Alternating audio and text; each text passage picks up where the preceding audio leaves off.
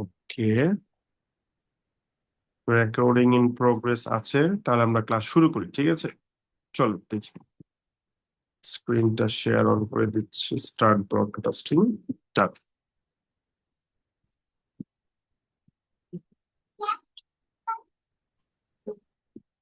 আচ্ছা, আমি একটা ব্ল্যাঙ্ক বা ওপেন ডক ফাইল ওপেন করেছি, একদম হোয়াইট। দেখতে পাচ্ছেন সবাই?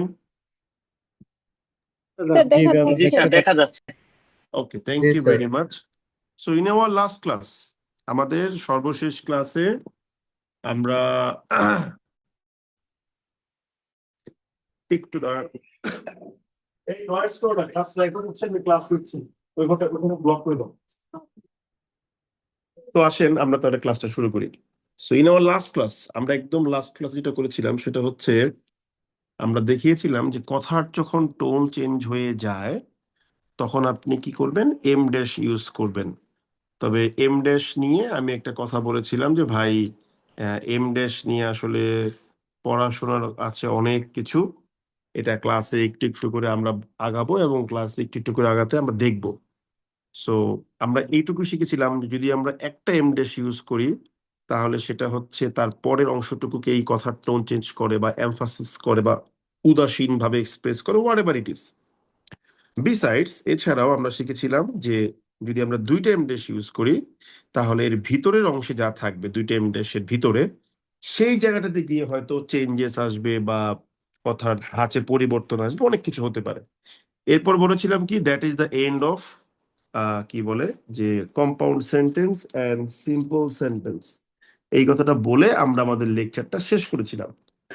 এবং এটাও বলেছিলাম যে আমরা যেমন সাবঅর্ডিনেটিং কনজাংশন পড়ি নাই, ডিপেন্ডেন্ট ক্লজ পড়ি নাই, এগুলো এক এক করে আসবে। যেমন আজকে দেখবেন যে আপনার ডিপেন্ডেন্ট ক্লজ, সাবঅর্ডিনেটিং কনজাংশন, হুম, এই বিষয়গুলো চলে আসবে। এবং আমরা বলেছিলাম যে দ্য ফলোইং ক্লাস বা the next class will be the beginning of the complex sentence. So আমরা ওই জায়গা থেকে শুরু করছি, ঠিক আছে? The beginning of the complex sentence. Urmi, আমি ক্লাসে প্লিজ। তাহলে আমরা কি বলবো আজকে থেকে?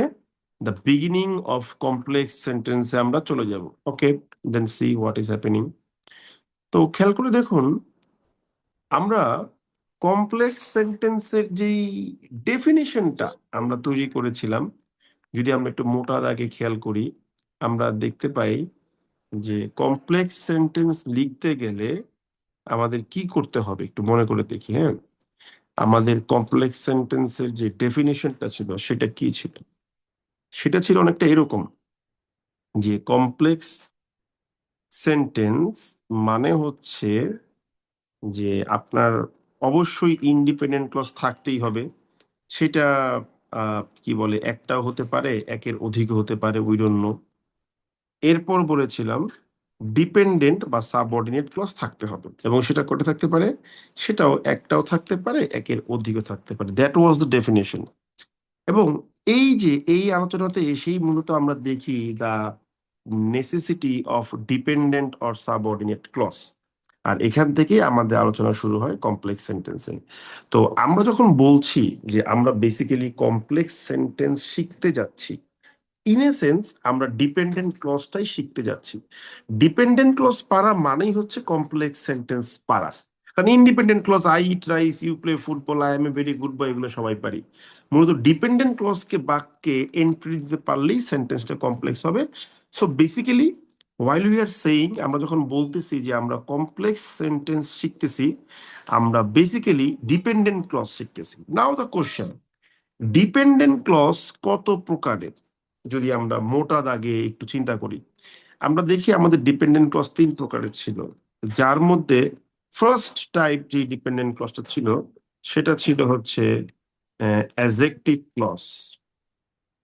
আই রিপিট, এটা ছিল হচ্ছে গিয়ে কি, অ্যাজেক্টিভ ক্লজ।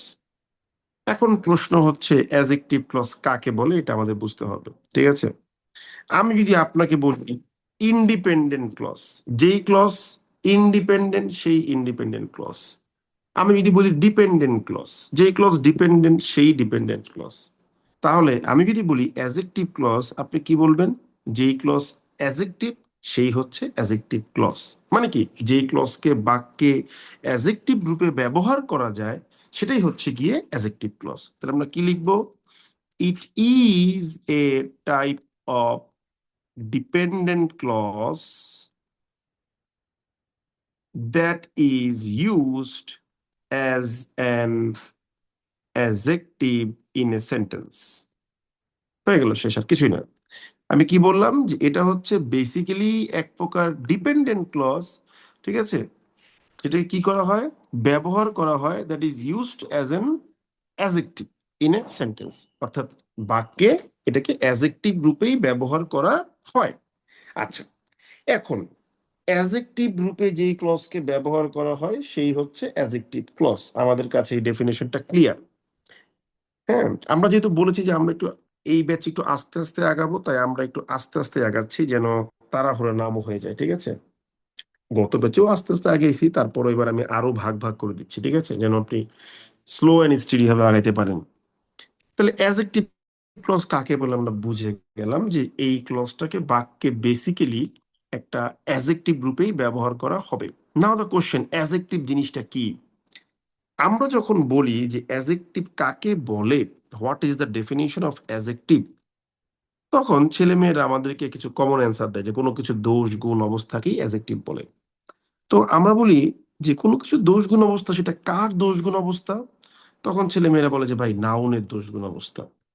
তাহলে আমাদের এই নাউন এবং অ্যাডজেক্টিভ এই দুটো জিনিসকে নতুন ভাবে ডিফাইন করতে হবে। যখন আমরা বলি কোনো কিছুর নাউন কাকে বলে, তখন আবার ছেলে মেয়েরা বলে যে কোনো কিছুর নামকেই হচ্ছে নাউন বলা হয়। তা আমি বলি কোনো কিছুর নামকে যখন নাউন বলা হয়, এটা তো সেই ক্লাস 8-9 থেকে পড়ছেন। এখন আমি যদি বলি বয়, এই বয় ওয়ার্ডটা তো কারো নাম না।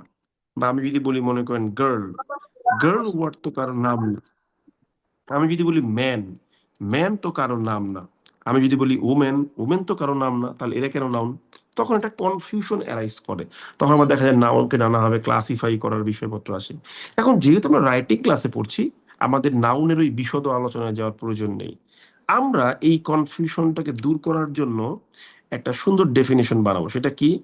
কোনো কিছুর নামকে নাউন বলে এটা আমরা সবাই জানি। আমরা আজকে থেকে এটাকে আরেকটু মডিফাই করে নিব যে ইট ইজ এ ওয়ার্ড, এটা হলো একটা শব্দ, that generalises a concept or entity. এটা হচ্ছে একটা ওয়ার্ড, নাউন হচ্ছে গিয়ে কি, এটা একটা ওয়ার্ড যে কি করে একটা কনসেপ্ট, ধারণা বা একটা এন্টিটি বা সত্তাকে জেনারেলাইজেস করে। যেমন ধরেন আমি যদি বলি যে বয়, এই বয় ওয়ার্ডটা দিয়ে কিন্তু আমি পৃথিবীর সমস্ত বয়কে বুঝাচ্ছি। সো বয় একটা নাউন। আমি যদি বলি গার্ল, সমস্ত গার্লকে বুঝাচ্ছি, সমস্ত ম্যানকে বুঝাচ্ছি, মানে এরকম ব্যাপারটা ধরে নেন। তাহলে এই কনসেপ্টে ফেললে কিন্তু এইগুলা যে কোনো কিছু নাম না হওয়া সত্ত্বেও আমরা বলতে পারি যে এরা নাউন। মানে যে কনফিউশনটা এরা, যে রহিম করিম বললে আমরা মনে করি নাউন, বয় তো কারোর নাম না। হ্যাঁ, বয় একটা কমিউনিটির নাম, সেটা ঠিক আছে। তো সমস্ত কনসেপ্ট দূর করার জন্য আমরা একটা আনকমন ডেফিনেশন তৈরি করলাম যে ইট ইজ এ ওয়ার্ড, এটা হলো একটা শব্দ যা কি করে, যা হচ্ছে আপনার কি বলে যে কোনো একটা কনসেপ্টকে জেনারেলাইজেস করে, বা ইউ ক্যান সে দ্যাট সাধারণভাবে সংজ্ঞায়িত করে। এটা হচ্ছে এমন একটা শব্দ যা কি করে, যা হচ্ছে কোনো একটা কনসেপ্টকে জেনারেলাইজেস করে, ঠিক আছে। একটা কনসেপ্ট কি করে, সাধারণভাবে সংজ্ঞায়িত করে। আচ্ছা, এখন এই যে সাধারণভাবে সংজ্ঞায়িত করার যে বিষয়টা, এই সাধারণভাবে সংজ্ঞায়িত করার ক্ষেত্রে যদি বলা হয়, যেমন ধরেন বয়, তো by saying boy I am indicating all the boy in the whole world, সমস্ত বয়কে বোঝাচ্ছি। এই যে জেনারেলাইজড কনসেপ্টটা, এই কনসেপ্টকেই আমি যদি একটু ক্লাসিফাই করে দিই, বা একটু ধরেন যে কি বলে স্পেসিফিক করে দেই, তাইলে কি হবে? তাইলে কিন্তু জিনিসটা, আমি মনে করেন বলে দিলাম যে স্মার্ট বয়, এই যে এবার কিন্তু একটা ঝামেলা লাগবে। যখন আমি বলে ফেললাম স্মার্ট বয়, তখন কিন্তু আমি আর পৃথিবীর কি বলে যে সমস্ত বয়কে আমি কিন্তু আর বুঝাচ্ছি না, ঠিক আছে। আমি যখনই বলে দিলাম স্মার্ট বয়, তখন কিন্তু আর পৃথিবীর সমস্ত বয়কে আমি বুঝাচ্ছি না। আমি স্পেসিফিক ভাবে কোনো বয়কে বোঝাচ্ছি যাদের মধ্যে স্মার্টনেস আছে।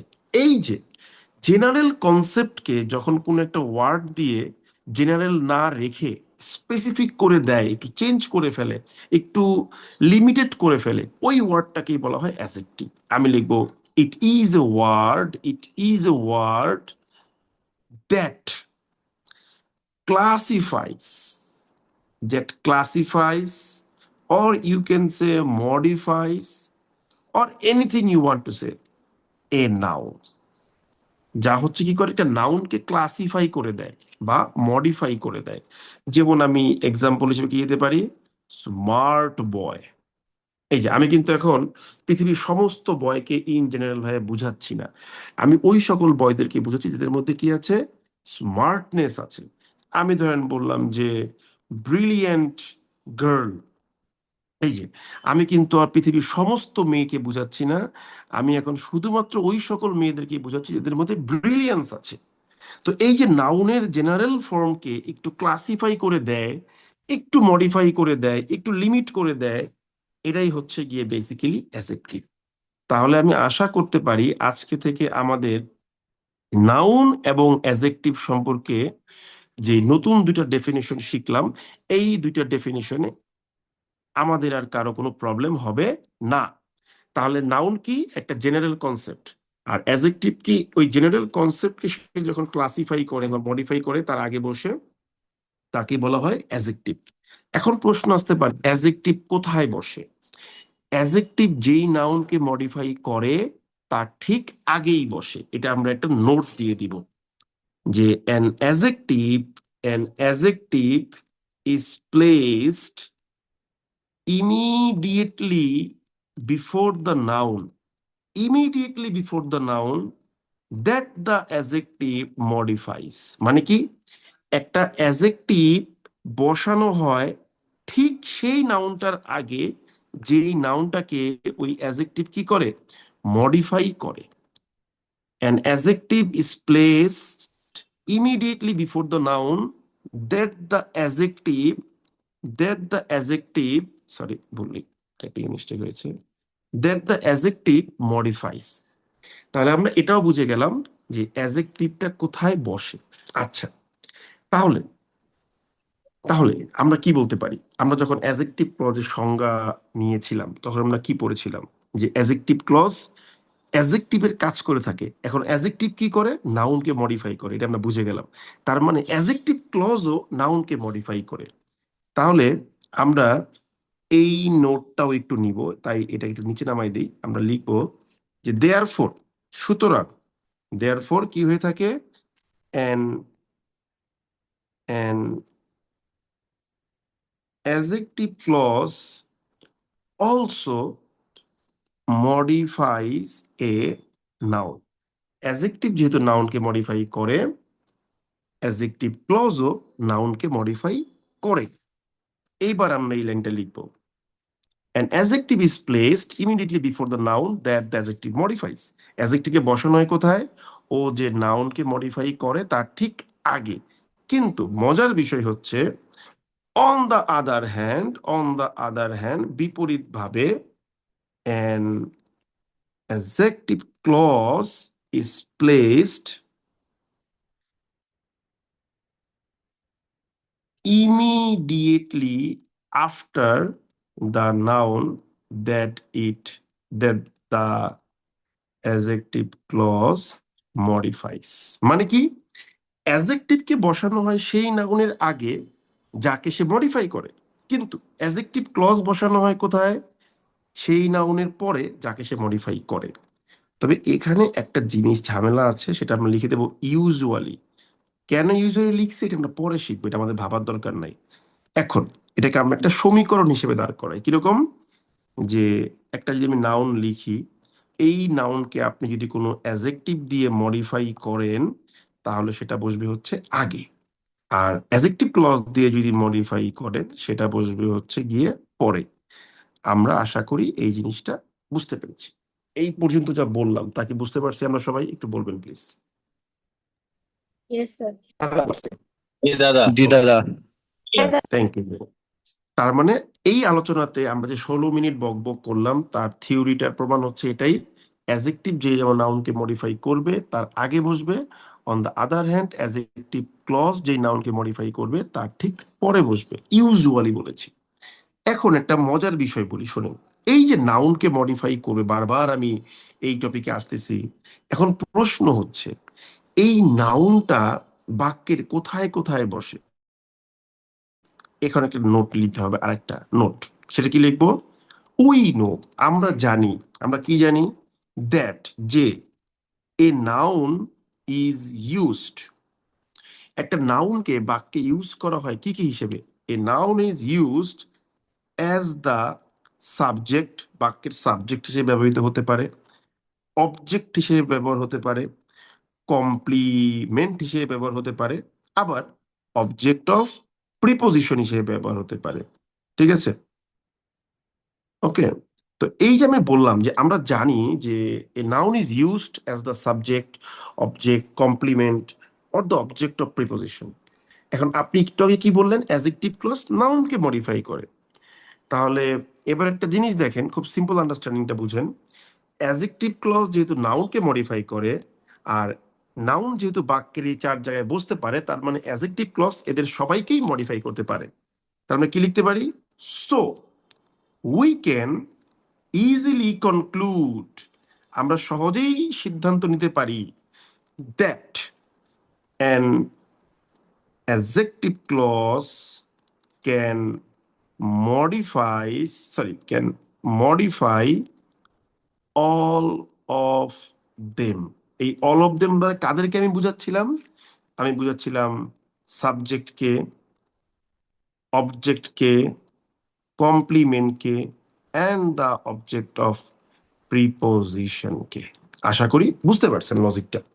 নাউনকে মডিফাই করে অ্যাজেক্টিভ ক্লজ, আর নাউন এই চার জায়গায় বসতে পারে, তার মানে এদের সবাইকেই অ্যাজেক্টিভ ক্লজ মডিফাই করতে পারে। আচ্ছা, কিন্তু আমরা কি জেনেছি যাকে মডিফাই করবে তার পরে বসবে, তার মানে কি? তার মানে ব্যাপারটা হচ্ছে একটা এরকম, যে একটা সাবজেক্টে যখন সে মডিফাই করবে তখন সাবজেক্ট প্লাস অ্যাজেক্টিভ ক্লজ আসতে পারে, যখন সে একটা অবজেক্টে মডিফাই করবে তখন অবজেক্ট প্লাস অ্যাজেক্টিভ ক্লজ আসতে পারে, তারপর যখন সে কোনো একটা কমপ্লিমেন্টকে মডিফাই করবে তখন কমপ্লিমেন্ট প্লাস অ্যাজেক্টিভ ক্লজ আসতে পারে। ঠিক আছে? অথবা যখন সে কি করবে, ধরেন যে কি বলে যে অবজেক্ট অফ প্রিপোজিশনকে মডিফাই করবে, তখনও সে কি করতে পারে? প্রিপোজিশনকে মডিফাই করবে, তারপরে একটা অ্যাডজেক্টিভ ক্লজ আসতে পারে। এই হচ্ছে গিয়ে কথা। আমরা আশা করি বিষয়টা খুব সুন্দর করে বুঝিয়েছি এবং আপনারাও বুঝতে পেরেছেন। Simple understanding. এখন একটা একটা মজার বিষয় আপনাকে আমি বলি, দেখেন দেখেন গতকালের তুলনায় কিন্তু আজকের লেকচারটা আরেকটু ভিতরে যাচ্ছে। এরকম লেকচার আস্তে আস্তে আমরা ভিতরে যাব, তাড়াহুড়োর কোনো কারণ নাই। এখন ধরেন আপনি উদাহরণস্বরূপ একটা জিনিস নেন, ক্লিক করে নেন। ধরেন আপনি এই জিনিসটা নিলেন, যে সাবজেক্ট প্লাস অ্যাডজেক্টিভ ক্লজকে আপনি নিলেন। হ্যাঁ, একটু ভালো করে বোঝার চেষ্টা করি, আসেন একটাই নিলাম, বেশি নেওয়ার দরকার নেই। আমরা এটাকে বসাইলাম। আচ্ছা, এই যে সাবজেক্ট প্লাস অ্যাডজেক্টিভ ক্লজ, মনে করেন আমি একটা বাক্য লিখলাম, উদাহরণস্বরূপ আমি লিখলাম যে সুমন টিচেস ইংলিশ। সুমন ভাই আমাদের কি পড়ায়? ইংলিশ পড়ায়। এই যে সাবজেক্ট হিসেবে সুমন আছে, সরি সুশান হয়ে গেল কেন? অটো কারেক্ট নিছে, ঠিক আছে, SUMAN নেবে। একটু দাঁড়ান, আমি একটু ঘরটা খুলে দিয়ে আসি।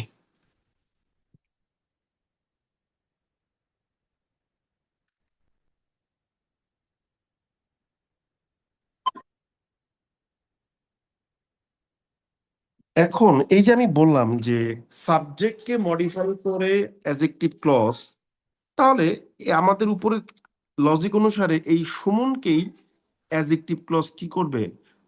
মডিফাই করবে। Simple understanding. এখন সুমনের পরে যদি একটা অ্যাডজেক্টিভ ক্লজ বসাইতে যাই তাহলে কি করতে হবে? আমার একটু ফাঁকা জায়গা রাখতে হবে, এই যে যেখানে বেসিক্যালি আমি কি করব, একটা অ্যাডজেক্টিভ ক্লজকে বসাবো। ধর আমি এখানে মনে মনে বললাম যে একটা অ্যাডজেক্টিভ ক্লজ বসবে।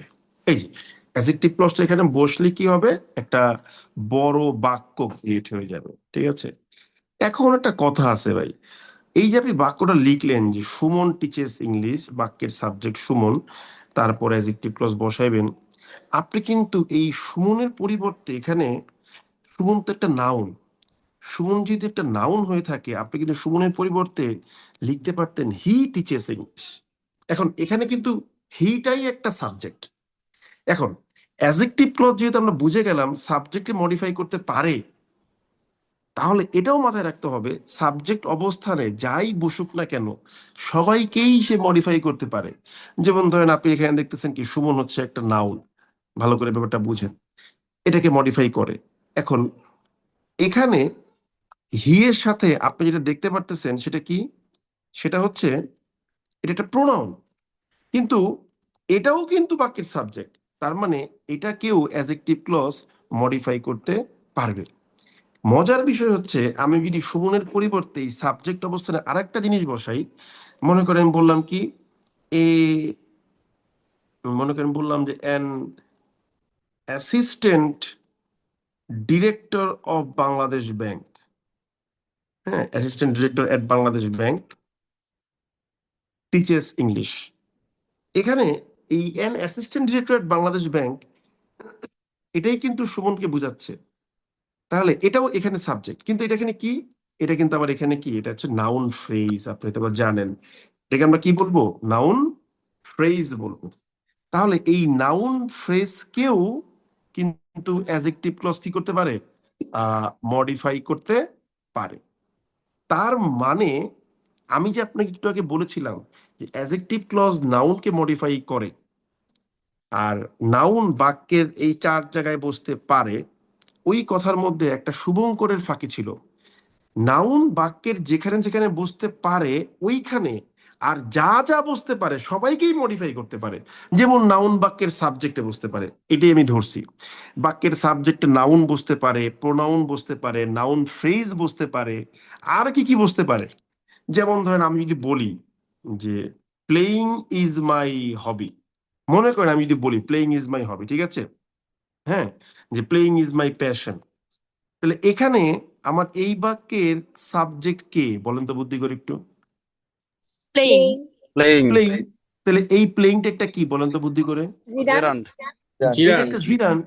তাহলে এটা যদি একটা জিরান্ড হয়ে থাকে তাহলে এটাও তো এখানে সেই ঘুরে ফিরে সাবজেক্ট, এটাও ঘুরে ফিরে কিন্তু কি একটা সাবজেক্টই।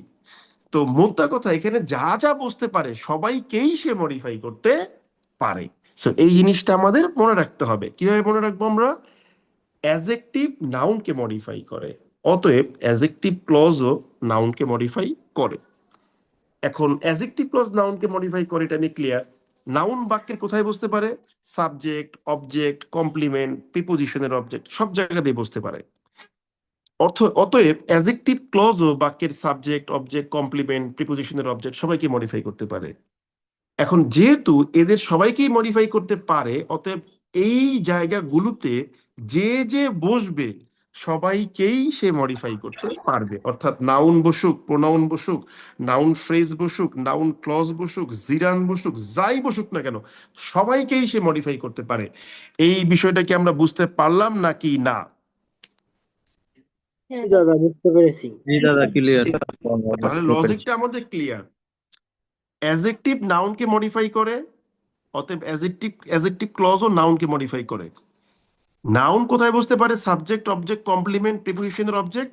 সো অ্যাজেক্টিভ ক্লজও এদের সবাইকে মডিফাই করতে পারে, এবং এই অবস্থানগুলোতে যে যে বসবে তাদের সবাইকেই সে মডিফাই করতে পারে।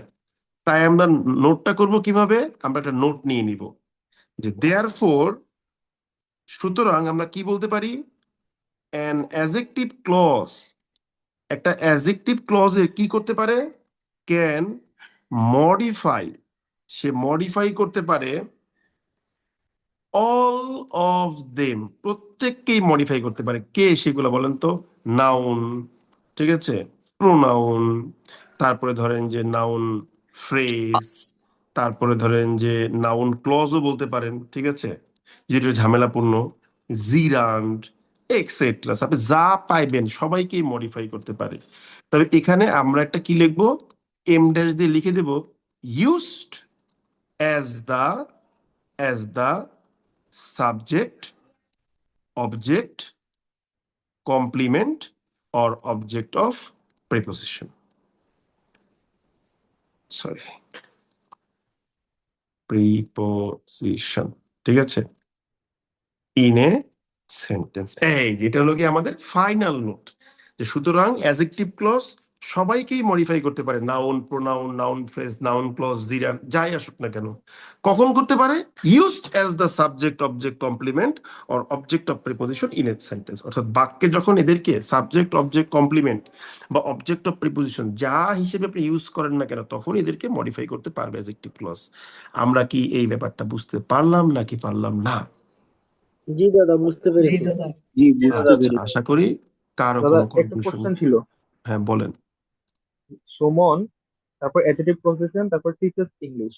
হ্যাঁ, অ্যাডজেক্টিভ ক্লজটা আসলে কোনটা এখানে? অ্যাডজেক্টিভ ক্লজটা আসবে, এখানে এখনো আসে নাই। আমি বুঝালাম যে আমি সুমনের পরে অ্যাডজেক্টিভ ক্লজটা বসাতে পারি, তাই একটা ব্ল্যাঙ্ক স্পেস ক্রিয়েট করলাম। জি দাদা। ঠিক আছে। স্যার একটা প্রশ্ন করতে পারি?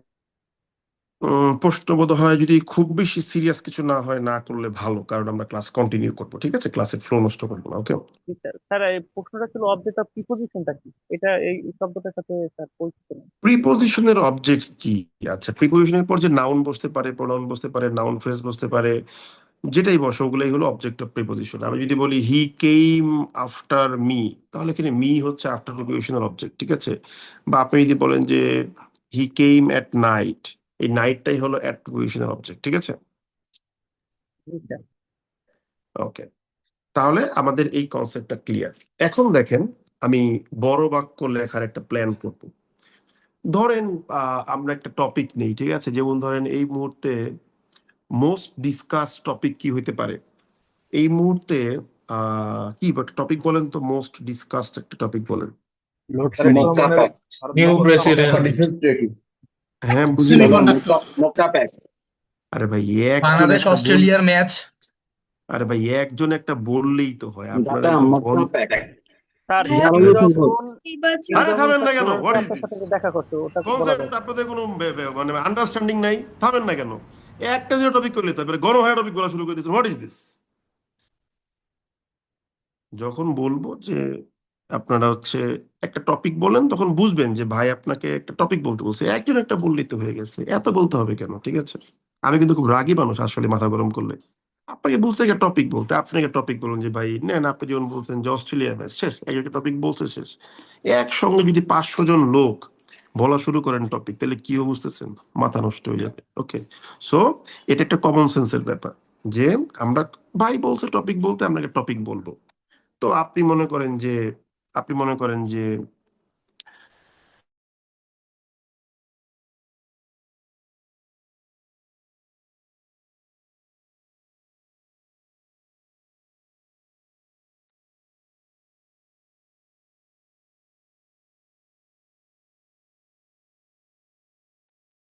সাউন্ড অফ হয়ে গেছে স্যার।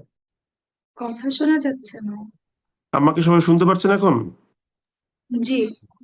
ওই যে কারেন্ট চলে গেছে, তো আমি জাস্ট কারেন্ট চলে যাওয়ার কারণে আর একটা ইয়েতে সুইচ করলাম আর কি, আর কিছুই না।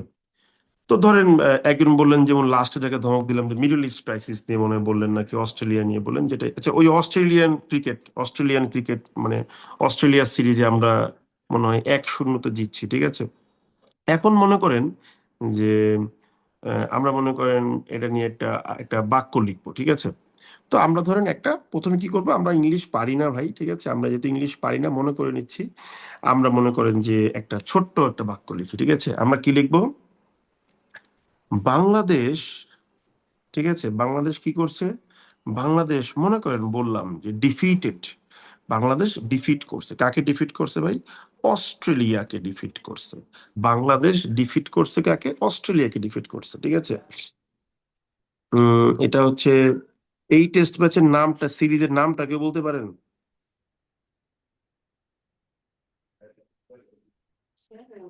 হ্যালো, নির্মা স্যার আপনি ইন্স্যুরেন্স বাংলাদেশ অস্ট্রেলিয়া টুর্নামেন্ট। বুঝি না next এটা কি। আচ্ছা জানি না, বাদ দেন, দরকার নেই, ঠিক আছে। টেস্ট লিখলাম যে সিরিজ। বাংলাদেশ, আচ্ছা আমরা নর্মালি লিখি যে বাংলাদেশ ডিফিটেড অস্ট্রেলিয়া, ঠিক আছে, বাই 9 উইকেটস। হ্যাঁ, 9 উইকেটে আপনার হচ্ছে বাংলাদেশ জিতছে। ভালো ভালো কথা লিখছেন, শেষ। এবার যদি সিম্পলি ভাবি এই ছোট্ট বাক্যটা, এই বাক্যের সাবজেক্ট কি বলেন তো বুদ্ধি করে? বাংলাদেশ বাংলাদেশ বাংলাদেশ, ঠিক আছে। এই যে সাবজেক্ট হচ্ছে বাংলাদেশ, আপনি জানেন কি এখন এটার জন্য চাইলেই একটা অ্যাডজেক্টিভ ক্লজ আনা যায়। দেখেন, মনে করেন আমি এইটুকু জায়গায় নিয়ে একটা অ্যাডজেক্টিভ ক্লজ লিখবো। আচ্ছা, এবার ধরেন এই বাক্যের বাংলাদেশের ভার্বকে ডিফিটেড। এই যে ডিফিটেড, হারাইছে, কাকে হারাইছে? অস্ট্রেলিয়া। তাহলে অস্ট্রেলিয়া আবার অবজেক্ট না? বলেন তো বুদ্ধি করে। জি হ্যালো, জি স্যার তাহলে এই যে আমার মনে করেন যে অস্ট্রেলিয়ার জন্য আমি একটা অ্যাডজেক্টিভ ক্লজ আনতে পারি। এবার দেখেন, আমি যদি বলি বাই প্রিপোজিশনের অবজেক্ট কে এখানে, বলেন তো বুদ্ধি করে। Nine wickets nine wickets। Wickets. তাহলে 9 উইকেটস এর পরেও কিন্তু আমরা চাইলে একটা অ্যাডজেক্টিভ ক্লজ আনতে পারি। তার মানে কি? তার মানে এই বাক্যে অ্যাট লিস্ট আমাদের 3টা জায়গা আছে, কমপক্ষে 3টা জায়গা আছে যেখানে কি হয়েছে, এই যে আমরা অ্যাডজেক্টিভ ক্লজকে এন্ট্রি করতে পারবো। এখন আমি যদি এই 3টা ব্ল্যাঙ্ক স্পেসে 3টা অ্যাডজেক্টিভ ক্লজকে বসায় দেই, তাইলে কি হবে? আপনার হচ্ছে গিয়ে যে আপনার কি বলে যে বাক্যটা একটা কমপ্লেক্স বাক্য হয়ে যাবে এবং বড় বাক্য হয়ে যাবে। তো আমাদের বেসিক্যালি জানতে হবে যে কিভাবে আমরা এবার এই অ্যাডজেক্টিভ ক্লজ এখানে হচ্ছে নিয়ে আসব। ঠিক আছে, আমরা কি বলতে পারি? আমরা বলতে পারি, আম, আমরা এরকম করে লিখতে পারি যে বাংলাদেশ, ঠিক আছে, আমরা কি লিখবো? যে হুইচ হ্যাজ শোন, ঠিক আছে, হুইচ হ্যাজ, এই কি হয়েছে? হুইচ হ্যাজ শোন, যে দেখিয়েছে। কি দেখিয়েছে ভাই? এখানে দেখবেন বাংলাদেশ অংশ প্লুরাল নাম্বার হিসেবে শো করা হয়, আবার ই হিসেবে দেখানো, সিঙ্গুলার হিসেবে দেখাতে পারেন, কোনো সমস্যা নাই। Which has shown an impressive performance, সে একটা কি দেখাইছে? ইমপ্রেসিভ পারফরমেন্স দেখাইছে, ঠিক আছে, ইমপ্রেসিভ পারফরমেন্স দেখাইছে, ঠিক আছে। আচ্ছা, Bangladesh which has shown an impressive performance, ঠিক আছে, ডিফিটেড ডিফিটেড অস্ট্রেলিয়া, ঠিক আছে। অস্ট্রেলিয়া এবার কেন হারছে কেউ বলতে পারবেন? দুই একজন বলেন, সবাই একসঙ্গে একদম ই করে উঠবেন না, এটা খুব পেইনফুল লাগে আমার কাছে। বলেন তো, কেউ একটু বলেন তো আমাকে, অস্ট্রেলিয়া কেন হারছে বলেন তো একটু, মানে কারণটা কি? বাংলাদেশি ব্যাটিং বোলারদের অ্যানালাইসিস না করার কারণে। হতে পারে, হ্যাঁ, এটা একটা ভালো একটা আইডিয়া যে আমরা বলতে পারি যে হুইচ ফেইল্ড, সরি, আমি হ্যাড লিখলাম, কেন হ্যাড লিখছি এই আলোচনা এখন যাব না, এটা যখন টেন্সের ক্লাস করব তখন আমরা শিখবো, ঠিক আছে। আমি লিখলাম যে Bangladesh which has shown an impressive performance defeated Australia which had failed, ঠিক আছে, which had failed to analyse, ঠিক আছে। অ্যানালাইজ, কি অ্যানালাইজ করতে ভুল করছে বললেন? বাংলাদেশি বোলার্স, যারা বাংলাদেশি বোলারদেরকে অ্যানালাইজ করতে কি হয়েছে, ব্যর্থ হয়েছে, ঠিক আছে। এরপরে আমি কমা দিয়ে লিখবো বাই 9 উইকেটস। এখন এই কমাটা কেন আসলো, এই কমাটাও শিখবো, কিন্তু এখন না, আপাতত আপনি কমা ছাড়াই পড়েন, ঠিক আছে, বাই 9 উইকেটস, ঠিক আছে। এবারে আমি মনে করেন লিখলাম which which is the historic win, which is the historic win of কি বলেন তো? হ্যাঁ, Bangladesh history. In Bangladesh cricket history Bangladesh in world test championship. In test cricket. এটা লিখলাম যে which historic win in, win ওয়ার্ডটা খুব কমন একটা ওয়ার্ড, আমরা বলবো যে ট্রায়াম্প, আমার একটা পিরিয়ড হুইচ হিস্টোরিক ট্রায়াম্প, ঠিক আছে, ইন, কি বললেন, কি চ্যাম্পিয়নশিপ বললেন? World test championship. ইন, এটা কি ওয়ার্ল্ড টেস্ট চ্যাম্পিয়ন? আমি জানি না ওয়ার্ল্ড টেস্ট, তাহলে ই করা দরকার, in in in the world test championship, মনে করেন আমি লিখলাম। এই যে দেখেন বাক্যটা কিন্তু এখন কি হয়ে গেল, অনেক বড় হয়ে গেল। Bangladesh which has shown an impressive performance defeated Australia which had failed to analyze Bangladeshi bowlers by 9 wicket which is the historic triumph in the world test championship. এই যে দেখেন, এই যে এই পর্যায়ে এসে আপনি কিন্তু একটা বড় বাক্য লিখেছেন। এখন আপনার কাছে মনে হতে পারে যে এই সেন্টেন্সটা খুব সুন্দর লাগতেছে, কিন্তু আমরা এই সেন্টেন্সটাকে মার্ক দিব হচ্ছে কত, 10-এর মধ্যে মার্ক দিব এই ধরেন 4 বা 4.5 দিব, এর বেশি আমরা দিব না, ঠিক আছে? এটা খুব একটা ভালো সেন্টেন্স না, but this is the beginning. এখন প্রশ্ন হচ্ছে গিয়ে কি, প্রশ্ন হচ্ছে আমাদেরকে, এই যে আমরা বাংলাদেশের পরে বাংলাদেশ ভদ্রলোকের জন্য একটা অ্যাজেক্টিভ ক্লজ নিয়ে আসলাম, তারপর ধরেন অস্ট্রেলিয়ার পরে, এই যে অস্ট্রেলিয়ার পরে অস্ট্রেলিয়ার জন্য একটা অ্যাজেক্টিভ ক্লজ নিয়ে আসলাম, ঠিক আছে? খেয়াল করে দেখেন বিষয়গুলো। তারপর ধরেন 9 উইকেটের পরে আমি একটা অ্যাজেক্টিভ ক্লজ নিয়ে আসলাম। এই যে অ্যাজেক্টিভ ক্লজটা আমরা নিয়ে আসলাম, এই নিয়ে আসাটা আমাদেরকে এখন মেইনলি হচ্ছে শিখতে হবে যে কিভাবে এই অ্যাজেক্টিভ ক্লজটা আনতে হয়, ঠিক আছে? তো এই নিয়ে আসাটা শিখাটাকে আমরা কি বলি, অ্যাজেক্টিভ ক্লজের প্লেসমেন্ট বলি। চেতক কোথায়? আমরা এটাকে বলি কি, অ্যাজেক্টিভ ক্লজের প্লেসমেন্ট পলিসি। মূলত এই বাক্যটা আমি খুব একটা সুন্দর বাক্য বলি না, তার একটা কারণ তো অবশ্যই আছে, কারণ এই বাক্যটা তখনই আমরা সুন্দর বলবো যখন আমরা এরকম ভাবে লিখবো। দেখেন আমি দেখাই আপনাকে, হ্যাঁ। বাংলাদেশ, ঠিক আছে, এম ড্যাশ দিয়ে লিখবো যে showing an impressive performance, em dash দিয়ে লিখবো ডিফিটেড অস্ট্রেলিয়া, ঠিক আছে, which had failed to analyze Bangladeshi bowlers by 9 wickets, comma দিয়ে বলবো the historic triumph in the World Test Championship। আমি বেসিক্যালি বাক্যটা এইভাবে লিখতে হচ্ছে কি বলে কমফোর্ট ফিল করবো, ঠিক আছে? এবং খেয়াল করে দেখেন কয়েকটা ওয়ার্ড এখান থেকে মিসিং, কিভাবে ওই ওই রুমে যাও, ওই রুমে আসতে হবে। কিভাবে মিসিং হয়েছে এগুলো আমরা শিখবো আস্তে ধীরে, ঠিক আছে? সমস্যা নেই। তো মূলত আমাদের এখন জানতে হবে যে আমরা কিভাবে এখানে এই অ্যাজেক্টিভ ক্লজ গুলোকে প্লেসমেন্ট করি। সো আমরা বুঝে গেলাম অ্যাজেক্টিভ ক্লজ কোথায় বসে, যদি এখানে কিছু ফাঁক ফোকর আছে সেগুলো শিখবো আমরা, সমস্যা নাই। বাট আমরা এটা বুঝে গেলাম যে অ্যাজেক্টিভ ক্লজ আসলে কিভাবে, সরি, অ্যাজেক্টিভ ক্লজ কাজ কিভাবে করে, এবং এটাও শিখে যাবো এখন the placement of adjective clause. আমরা এখন কি শিখবো, the placement of adjective clause.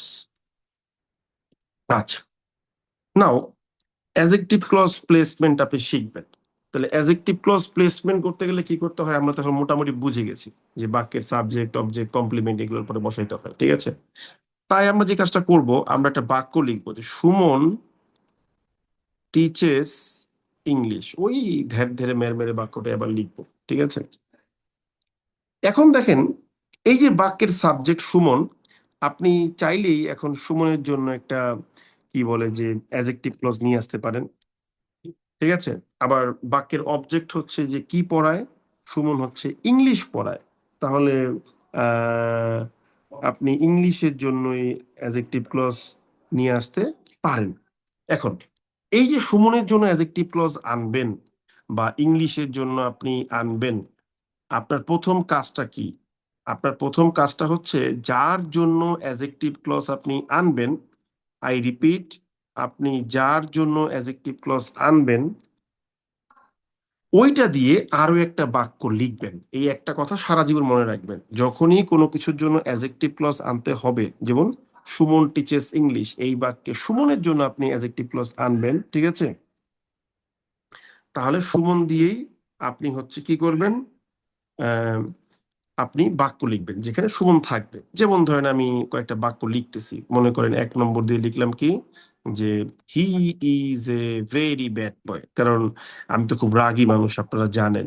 এই যে আমি রাগী মানুষ, এটা একটা সুন্দর ইংলিশ আছে, সেটাকে বলে কলেরিক। কলেরিক মানে হলো বদমেজাজি। আর একটা ওয়ার্ড হতে পারে, আপনি আমাকে বলতে পারেন পেটিউলেন্ট, মানে খিটখিটে। আজকে ভোকাব ক্লাস নেওয়ার সময় ওয়ার্ডটা পাইছিলাম, ঠিক আছে? আর একটা বলতে পারেন ভ্যাক্সিং পার্সন, আর একটা ওয়ার্ড বলতে পারেন এইটসাম পার্সন, অনেক ওয়ার্ড আছে, ঠিক আছে? He is a very bad বয়, এখানে কিন্তু আমি হি দিয়ে সুমনকে বুঝাচ্ছি, তার মানে এই বাক্যটা চাইলে সুমনে অ্যাডজেক্টিভ ক্লজ হতে পারে। আপনি মনে করেন বললেন যে I hate him much, I hate him much, আমি তারে অনেক ঘৃণা করি, হ্যাঁ আমি খুব একটা ভালোবাসি না, জঘন্য মানুষ, ঠিক আছে? আমার অনেক হেটার আমি দেখছি, আমার কাছে পড়বে কিন্তু আমার আবার হেটও করবে। তাহলে সরি, হেট কেন দিলাম আমি এখানে, ভুলে গেলাম তো। কি বলে এটা তো না, আমি দিব হচ্ছে হিম। এই হিম দিয়েও কিন্তু আমি সুমনকে বুঝাচ্ছি, তাহলে এটাও সুমনের অ্যাডজেক্টিভ ক্লজ হতে পারবে। আমি যদি বলি যে আই নো হিজ অ্যাড্রেস, আমি তার ঠিকানা জানি, তাহলে এই হিজ ওয়ার্ডটা দিয়েও কিন্তু আমি সুমন বলছি। আপনার মনে করেন যে আমার লেকচার ভালো লাগে নাই, আপনি কি বলবেন? I do not rely on him, আমি তার উপর ভাই নির্ভর করতে পারি না, এই লোক খুব বজ্জাত লোক, এর কাছে ক্লাস করে জীবন নষ্ট। এই যে দেখেন 4টা বাক্য আমি লিখলাম, এখানে প্রত্যেকটা বাক্যই চাইলে কি হতে পারবে, সুমন টিচেস ইংলিশ এই বাক্যে সুমনের জন্য অ্যাডজেক্টিভ ক্লজ হতে পারবে, কারণ এই 4টা বাক্যেই কোনো না কোনো ভাবে ঘুরাইয়া পেঁচাইয়া আমি সুমনকে রাখছি। আমরা কি এই জিনিসটা বুঝতে পেরেছি না বুঝতে পারি নাই বলেন? জি দাদা। Thank you very much. এই কি এর মধ্যে কি অ্যাপ বললাম, ভোকেব ক্লাসের লেকচার শিট চলে আস। আচ্ছা, তাহলে এটা আমরা বুঝতে পারছি। এখন যদি একইভাবে আমি বলি যে ইংলিশের জন্য অ্যাডজেক্টিভ ক্লজ আনবো, তাহলে লজিক সেই একই রকম, ইংলিশ দিয়ে বাক্য লিখতে হবে। আমি লিখলাম it is an international language. হ্যাঁ, it is an international language, ঠিক আছে, international, T I O N, international language. এই যে বাক্যে আমি ইট লিখলাম, তাহলে এই ইট দিয়ে আমি ইংলিশকে বুঝাচ্ছি, তাহলে এটা ইংলিশের জন্য অ্যাডজেক্টিভ ক্লজ হতে পারবে।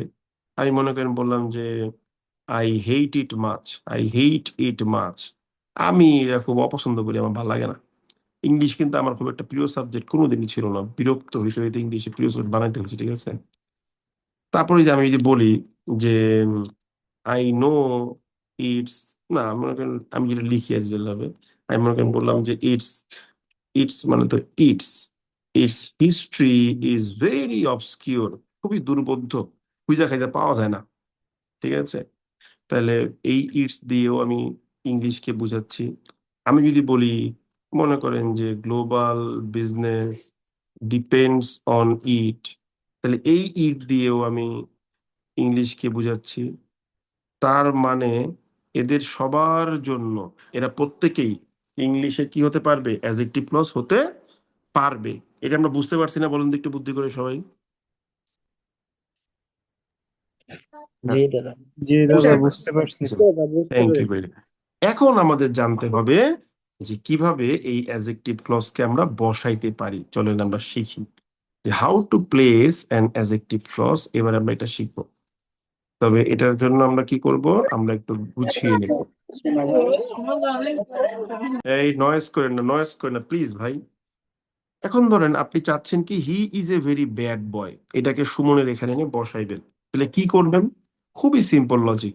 এই যে হি, এই হিটা হচ্ছে গিয়ে একটা একটা ব্যক্তিবাচক, তাহলে ব্যক্তি হলে আপনি প্রথমে এই হিটা কেটে দিবেন, মনে মনে আপনি এই হিটা কেটে দিয়ে সুমনের পরে বসাবেন কি, সুমনের পরে বসাবেন হচ্ছে হু।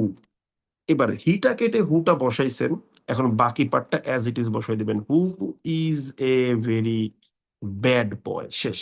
এই হচ্ছে গিয়ে আপনার অ্যাডজেক্টিভ ক্লজ চলে আসলো। হিটা কেটে হু বসাইলেন, বাকি পার্টটা অ্যাজ ইট ইজ বসাইলেন। হু কেন আসলো? কারণ হি একটা সাবজেক্ট ফর্মে আছে, তাই হু। কিন্তু পরের বাক্যে দেখেন হিম, যেটা সুমনকে বোঝাচ্ছে, ওইটা হচ্ছে গিয়ে অবজেক্ট ফর্মে আছে। তো ব্যক্তির ক্ষেত্রে অবজেক্ট ফর্মের ক্ষেত্রে কিন্তু হুম আনতে হবে, হুম, হিম কেটে হুম আনবেন, বাকিটা বসায় দিবেন, হুম আই হেট মাচ, ঠিক আছে। 4 নম্বরে দেখেন হিম আছে, এখানেও সেই একই লজিক, আপনি যেহেতু অবজেক্ট অবস্থানে পেয়েছেন, তাহলে এখানে আপনি হুম নিয়ে আসবেন, বাকিটা অ্যাজ ইট ইজ বসায় দেবেন, whom I do not rely on. বুঝতে পারছেন নাকি বুঝতে পারেন নাই বলেন? জি দাদা। বুঝতে পারছেন। এবার একটা ছোট্ট ঝামেলা আছে, যখন আপনি বলবেন 3 নম্বরটাই হিজ কাটবেন, এই হিজটার ক্ষেত্রে এটাকে আমরা পজেসিভ বলি, এটাকে আমরা কি বলি, পজেসিভ অ্যাডজেক্টিভ বলি। কারণ কি, এটা আপনারা বিভিন্ন প্রিলিমিনারি লেকচারে পড়ছেন যে নাউনের পূর্বে যখন কোনো প্রোনাউন বসে যায়, সেটাকে বলা হয় ওই নাউনের পজেসিভ অ্যাডজেক্টিভ। এই পজেসিভ অ্যাডজেক্টিভের ক্ষেত্রে আপনি হিজ কেটে সুমনের পর বসাবেন হচ্ছে হুজ। কিন্তু এখানে একটা ঝামেলা আছে। ঝামেলাটা কি? ঝামেলাটা হচ্ছে কোনো অ্যাজেক্টিভ তার নাউনকে ছাড়া থাকতে পারে না। আই রিপিট, কোনো অ্যাজেক্টিভ নাউনকে ছাড়া থাকতে পারে না, মানে অর্থ প্রকাশ করতে পারে না। আপনি যদি বলেন বিউটিফুল মানে সুন্দর, কিন্তু এটার কোনো মিনিং হবে না যতক্ষণ পর্যন্ত তার সাথে একটা নাউন অ্যাড না করবেন। বিউটিফুল নেচার, বিউটিফুল বয়, বিউটিফুল গার্ল, তখন সে মিনিং দেবে। সুন্দর প্রকৃতি, সুন্দর মেয়ে, সুন্দর ছেলে। শুধু অ্যাজেক্টিভ কিছুই করতে পারবে না। একইভাবে হিজ ওয়ার্ডটাও যেহেতু একটা অ্যাজেক্টিভ, যেই ধরনের অ্যাজেক্টিভই হোক না কেন, সেও তার নাউনকে ছাড়া কিছু করতে পারবে না।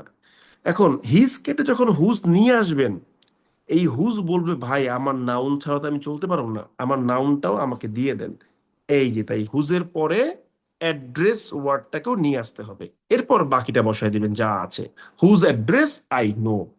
ব্যাপারটা কি বুঝতে পারলাম নাকি বুঝতে পারলাম না? জি দাদা। জি দাদা।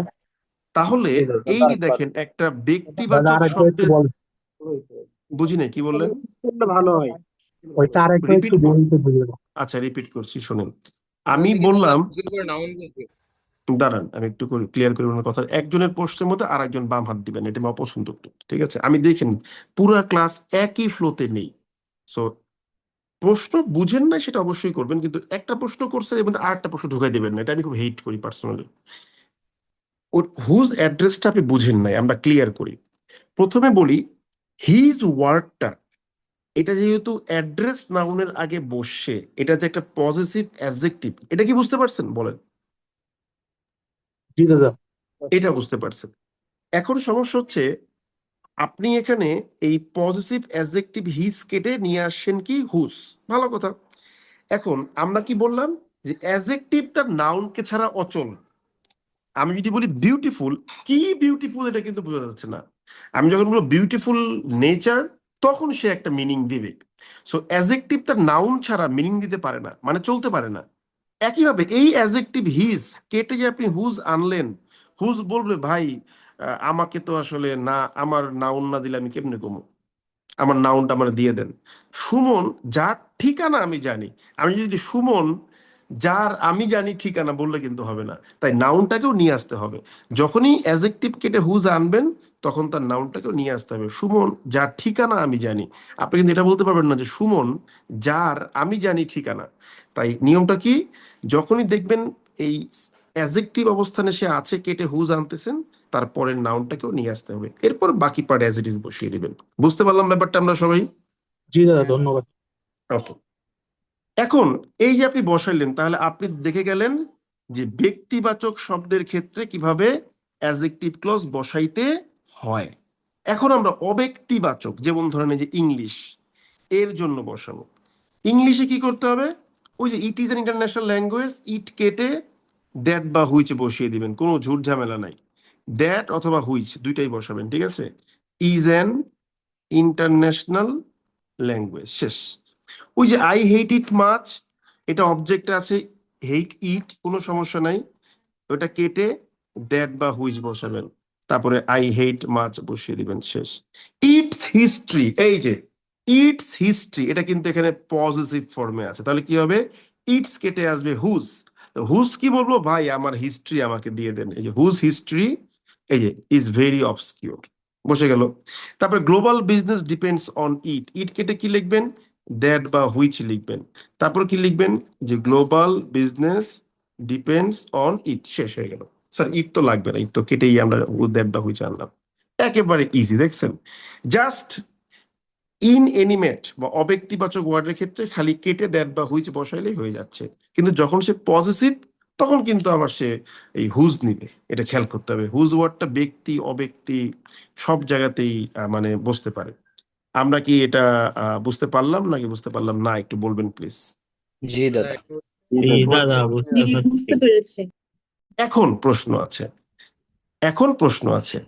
এখন আমরা ওই যে গত ক্লাসে আপনারা বলেছিলেন যে ভাই আমাদেরকে ডিপেন্ডেন্ট ক্লজ পড়ান, আমি বলছিলাম কি এই তোর পরে পড়াবো, তুই টেনশন করিস না।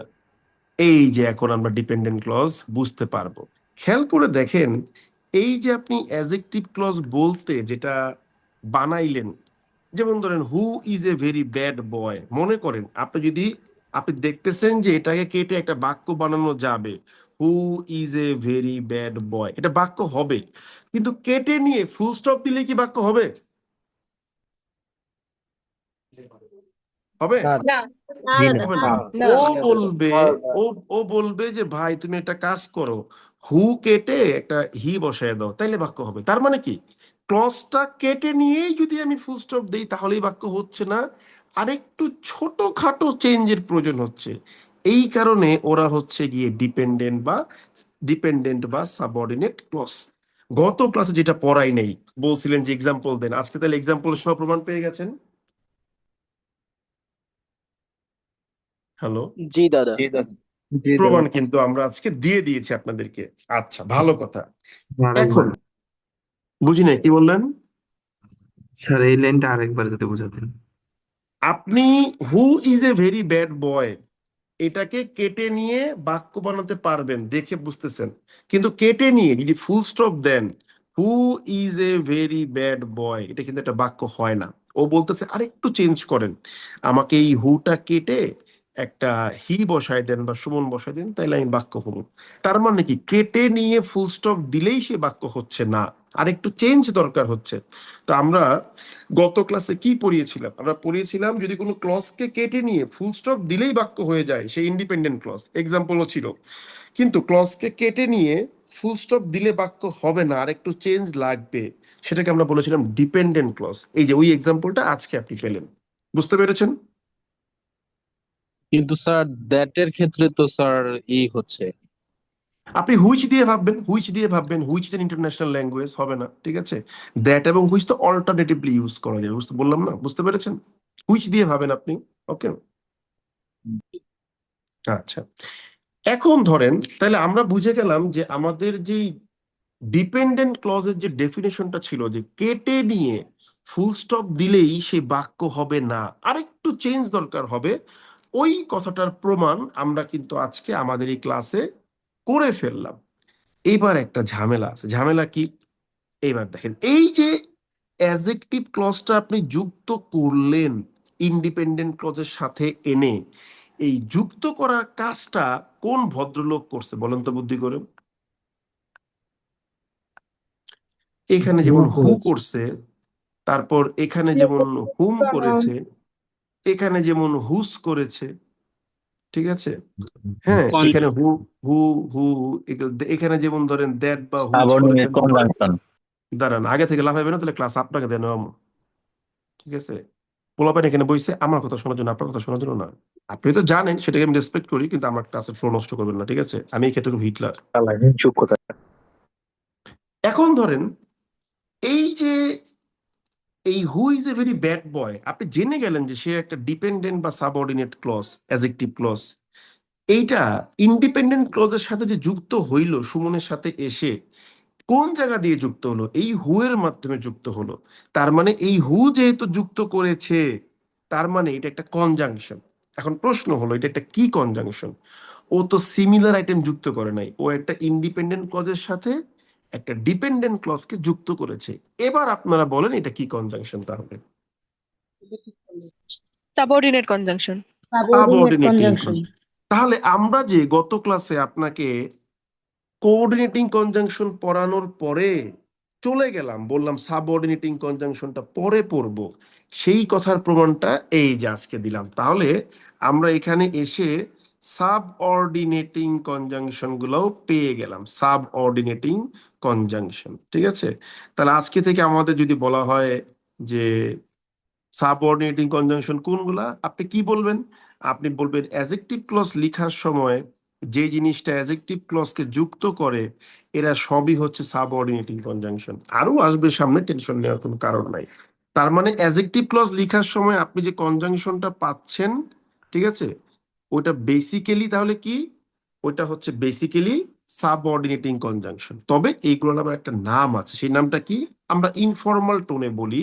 কি বলি? আমরা বলি হচ্ছে অ্যাডজেক্টিভ ক্লজ মার্কার। এটা আমি খুব ফ্রিকুয়েন্টলি এই কথাটাই বলবো, আমি সাবঅর্ডিনেটিং কনজাংশন খুব একটা বলবো না। আমরা এটাকে কি বলি? Adjective clause marker. আমরা কি ব্যাপারটা বুঝতে পারলাম নাকি বুঝতে পারি নাই? জি, বুঝতে পারছি। জি দাদা পারছি। জি দাদা। আচ্ছা, এইরকম ভাবে যেহেতু বুঝতে পারছেন, তাহলে আমাদেরকে আরো কয়েকটা জিনিস লিখতে হবে। আমরা একটু লিখি, দেখেন পারেন বুঝেন কিনা। আমি মনে করেন বললাম যে ইট ওয়াজ মর্নিং। এই যে এই মর্নিংটা এখানে কমপ্লিমেন্ট বা অবজেক্ট যেটাই বলেন, ঠিক আছে। এই মর্নিং এর জন্য আমি তাহলে একটা অ্যাজেক্টিভ ক্লজ নিয়ে আসতে পারি। এখন অ্যাজেক্টিভ ক্লজটা আনবো কিভাবে? মর্নিং দিয়ে আর একটা বাক্য লিখতে হবে। আমি কি লিখবো? যে my father came back in morning. মনে করেন, তাহলে আমি কি করব? এই মর্নিংটা কেটে দিব। এই মর্নিংটা কেটে দিয়ে আমি কি করব? উপরে মর্নিং এর পাশে লিখবো হচ্ছে হোয়েন। এবার বাকিটা বসাই দিব, when my father came back in. হয়ে গেল, শেষ। তাহলে এখানে এই হোয়েনটাও কিন্তু কি একটা সাবঅর্ডিনেটিং কনজাংশন, বুঝতে পারছেন? জি হ্যালো, দাদা। এই জি দাদা, বুঝতে হোয়েনটাও পারছি। এখানে হচ্ছে গিয়ে একটা সাবঅর্ডিনেটিং কনজাংশন। আমি যদি বলি ইট ইজ ঢাকা, এটা হচ্ছে গিয়ে কি ঢাকা। মনে করেন আমি বললাম এটা হচ্ছে গিয়ে ঢাকা। এখন আমি যদি বলি ঢাকার জন্য অ্যাডজেক্টিভ ক্লজ আনবো, আমি মনে করেন লিখলাম যে many people live in Dhaka, অনেক মানুষই ঢাকায় বসবাস করে। তাহলে আমি কি করব? লজিক্যালি এই ঢাকাটা কাটবো। ঢাকাটাকে কেটে আমি কি করব? উপরে ঢাকার পাশে লিখবো হচ্ছে হোয়ার, প্লেস যেহেতু, হোয়ার মেনি পিপল লিভ ইন। এই যে, তাহলে এই হোয়ার ওয়ার্ডটাও কিন্তু কি একটা অ্যাডজেক্টিভ ক্লজ মার্কার, বা আপনি বলতে পারেন সাবঅর্ডিনেটিং কনজাংশন। বুঝতে পারলাম নাকি বুঝতে পারি নাই? জি দাদা, বুঝতে পারছি। খুব সুন্দরভাবে বুঝতে পারছি। তার মানে এইগুলা সবই ছোটবেলা থেকে আপনারা পড়ে আসছেন। এগুলো সবই ছোটবেলা থেকে পড়ে আসছেন, কিন্তু আপনারা পড়ছেন রিলেটিভ ক্লজ হিসেবে, হ্যান ত্যান হিসেবে।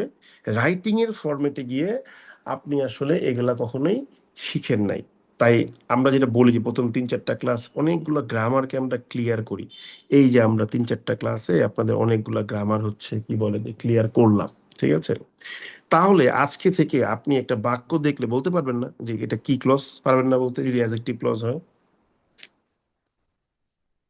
জি দাদা। জি দাদা। পারফেক্ট, ঠিক আছে।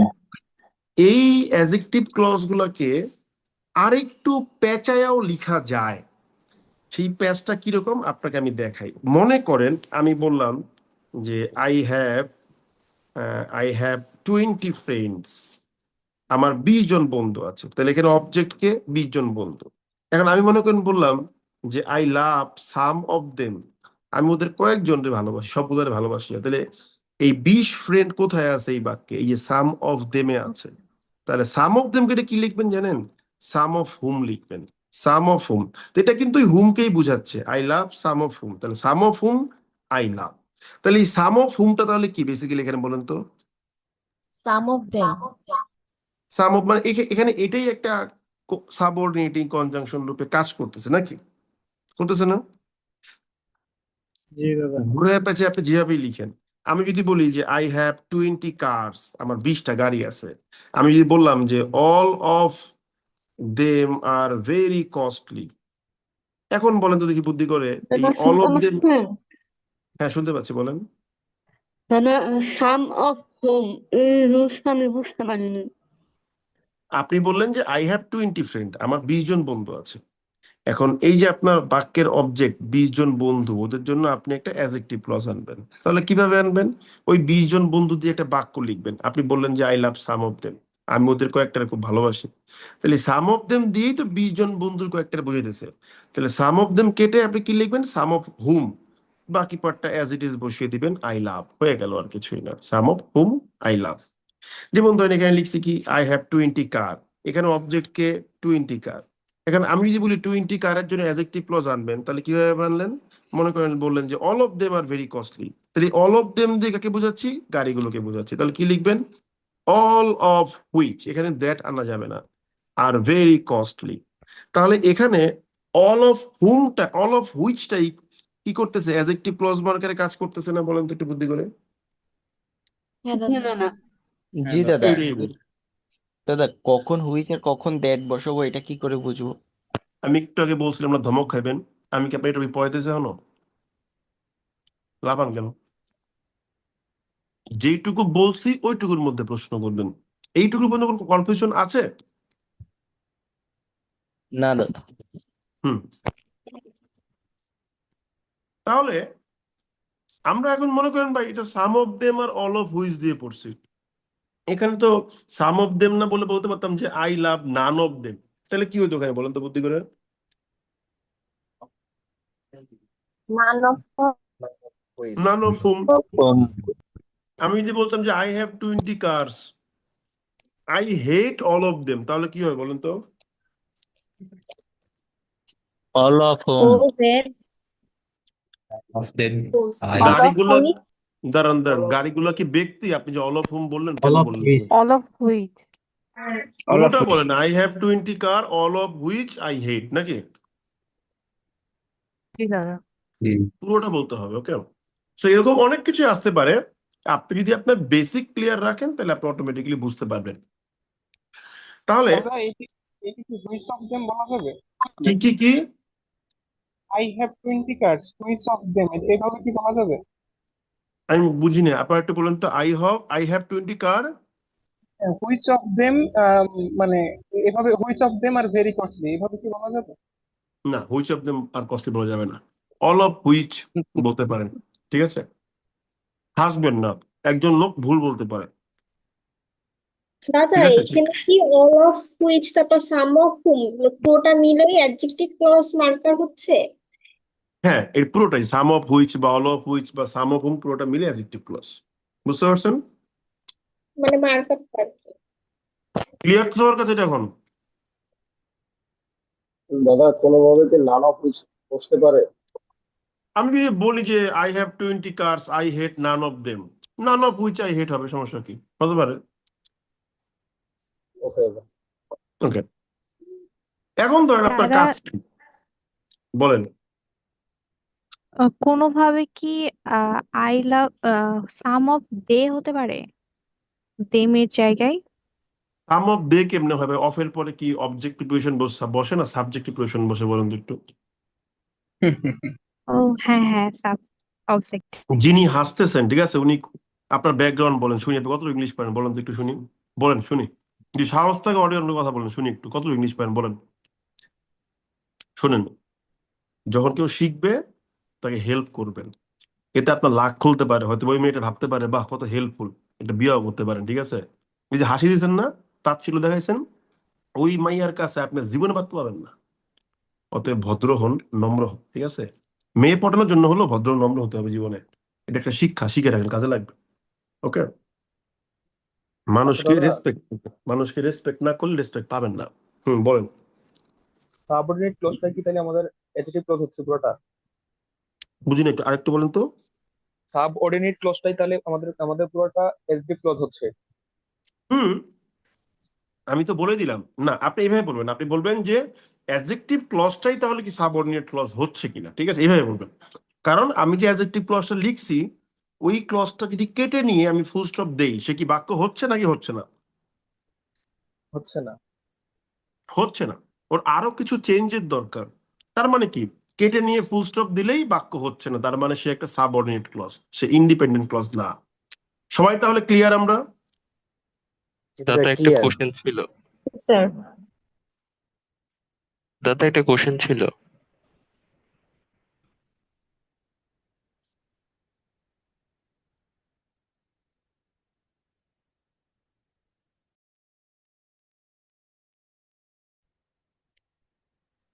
হ্যালো, জি দাদা, সবাইকে সবাইকে আমাকে শুনতে পারতেছেন? শোনা হচ্ছে। শোনা যাচ্ছে স্যার, জি আমার শোনা একটা যায়। কোশ্চেন আছে কি কোশ্চেন বলেন। স্যার। যদি কোনো এমসিকিউ টাইপের ক্ষেত্রে যদি এরকম আসে যে I am not your marker MCQ mentor. I mean Extremely sorry. Listen to me, madam. Madam, listen to me. I am not your MCQ mentor. যিনি আপনাকে এমসিকিউ ইংলিশ পড়ে ওনাকে জিজ্ঞেস করবেন, রিটেন ইংলিশ প্লিজ। দাদা একটা কোশ্চেন ছিল। ওনার কথা শেষ হোক তারপরে বলেন। আপনি বুঝতে পারছেন দিদি বিষয়টা? Sorry sir. Hmm, next question বলেন, কে বলছেন নিচে? দাদা ওই যে বলেন। দাদা ওইখানে দেখলাম যে ফ্রেন্ডস এর ক্ষেত্রেও দেম ইউজ করলেন, আবার কারের ক্ষেত্রেও দেম ইউজ করলেন। হুম হুম দেম ড্যামটা কি ভাইয়া দুইটার ক্ষেত্রেই, ব্যক্তি এবং বস্তুবাচক দুইটার ক্ষেত্রেই বসানো যায়, হ্যাঁ। নাকি অল হুম অফ দিস? হুম আমরা বুঝতে পারি, সমস্যা কি বসলো? হ্যাঁ, কি বলেন? আমরা কি ড্যামের জায়গায় কারের ওই ক্ষেত্রে কি দিস বসাইতে পারি? কেন দেশ বসে? দেশ তো ডেমনস্ট্রেটিভ প্রোনাউন ভাই। দিস স্যার, ওই দিস DSES ওই তো দিস। ডেমনস্ট্রেটিভ প্রোনাউন, ওগুলো ওগুলো কেন ইউজ করবেন বলেন? ভাইয়া করবো না কেন সেটাই আর কি জানতে চাচ্ছিলাম, আরে ভাই, মানে অফের পরে কনফিউজ। আপনি বসাবেন অবজেক্টিভ প্রোনাউন। আচ্ছা আচ্ছা আচ্ছা, জি স্যার, এবার ক্লিয়ার, থ্যাংক ইউ। আপনার যদি স্যার, এই একটা বিষয়গুলোতে প্রশ্ন ছিল। প্রিপোজিশনের পরে কি অবজেক্টিভ প্রনাউন বসে? হ্যাঁ হ্যাঁ হ্যাঁ, এই জিনিসগুলো যদি আপনাদের জিজ্ঞেস করেন যে প্রিপোজিশনের পর অবজেক্টিভ প্রোনাউন, এটা তো প্রিলিমিনারি ইংলিশ গ্রামার পড়ছেন রে ভাই। হ্যাঁ, কি বলেন আপনারা এগুলা? আমি যদি বলি এগুলো তো পারতে হবে, নর্মাল গ্রামার রে ভাই। আমি যদি বলি, মনে করেন আমি যদি বলি, রাগ করেন না আমার কথায়, এটা তো আমি ধরে নিতে পারবেন আপনারা। আমি যদি বলি যে আফটার আই নাকি আফটার মি, বলেন তো? মি। এখন যদি এই প্রশ্ন যদি আমাকে জিজ্ঞেস করেন, তাহলে তো ভাই বিশাল সমস্যা। তাহলে তো আমি আপনাকে আগাইতে পারবো না। হ্যাঁ হ্যাঁ, দাদা একটা প্রশ্ন ছিল। টপিকের মধ্যে বাইরে যাবেন না প্লিজ। যে টপিকের মধ্যে মি। আমরা লিখছিলাম who is a very bad boy. Whom whom whom তো আপনি যে সেন্টেন্সের সংজ্ঞা দিছেন ওখানে হুম হচ্ছে লাস্টে যদি ফুল স্টপ অথবা কোয়েশ্চেন মার্ক বা এগুলা থাকে তাহলে সেটা একটি বাক্যে পরিণত হবে, কিন্তু who whom is a very bad boy এটার পরে যদি হুম আমি কোয়েশ্চেন মার্ক দিই হুম। তাহলে এটা একটা বাক্য হিসেবে দাঁড়াচ্ছে। আমি তাহলে সংজ্ঞাটা এটা কি পড়েছিলাম? যে কেটে নিয়ে ফুল স্টপ দিলে ক্লজের কথা, ক্লজের ক্ষেত্রে কিন্তু প্রশ্নবোধক সাইন বলিনি আপনাকে আমি, ঠিক আছে? জি দাদা, থ্যাংক ইউ হুম দাদা। স্যার হুম। একটা কোশ্চেন ছিল। আমার মনে হয় যে এরপরে আর কোনো কোশ্চেন থাকার কথা আসলে না। আপনারা এখন দাদা যে প্রশ্ন করবেন ঘুরে ফিরে এর মধ্যেই ঘুরবে আসলে। বলেন। দাদা আপনার যে ক্রিকেটের একটা সেন্টেন্স লিখছিলেন না, হুম ওটা একটু হুম গেলাম, ওটা একটু গেলে হুম বলতেছি আগে। ওইখানে বলেন। যে 9 উইকেটস এর পরে লিখছিলেন which is the historic triumph in all test championship, এখানে হুম উইচ মানে ওই পুরোটুকু কি না পুরো সেন্টেন্স কে মডিফাই করতেছেন নাকি 9 উইকেটস কে মডিফাই করতেছেন? ওটা আমাদের আলোচনার বিষয় না, ওটা বহুত পরের বিষয়। আপনারা just লিখে দেখাইছে আর কিছু না, পরে শিখবো দ্য আমরা, ঠিক আছে? হিস্টোরিক ট্র্যাম্প এইটা আপনারা এটা মানে। এগুলা বুঝছেন কিনা বলেন, যেগুলো বুঝাইছি ওইটা আমরা পরে যখন অ্যাজ ক্লোজ শেষ হবে তখন আমরা বুঝবো, এখন বোঝার দরকার নেই। আচ্ছা ঠিক আছে, না সমস্যা স্যার, নেই। আমার একটা কথা ছিল। কি কথা বলেন? স্যার, এখানে সাম অফ হুম অথবা অল অফ হুইচ এটাও কি স্যার আপনার সাবঅর্ডিনেটিং কনজাংশন হবে? কাইন্ড অফ ধরতে পারেন, যেহেতু হুইচ যেহেতু আছে, ঠিক আছে, অবশ্যই ধরতে পারেন। ঠিক আছে, দাদা যেহেতু একটা প্রশ্ন ছিল। হুইচ পুরোটাকে যেহেতু নিয়ে নিয়েছে, যে অল অফ হুইচ, এটাকে আপনি সাবঅর্ডিনেট কনজাংশন বলে দেন, কোনো সমস্যা নেই।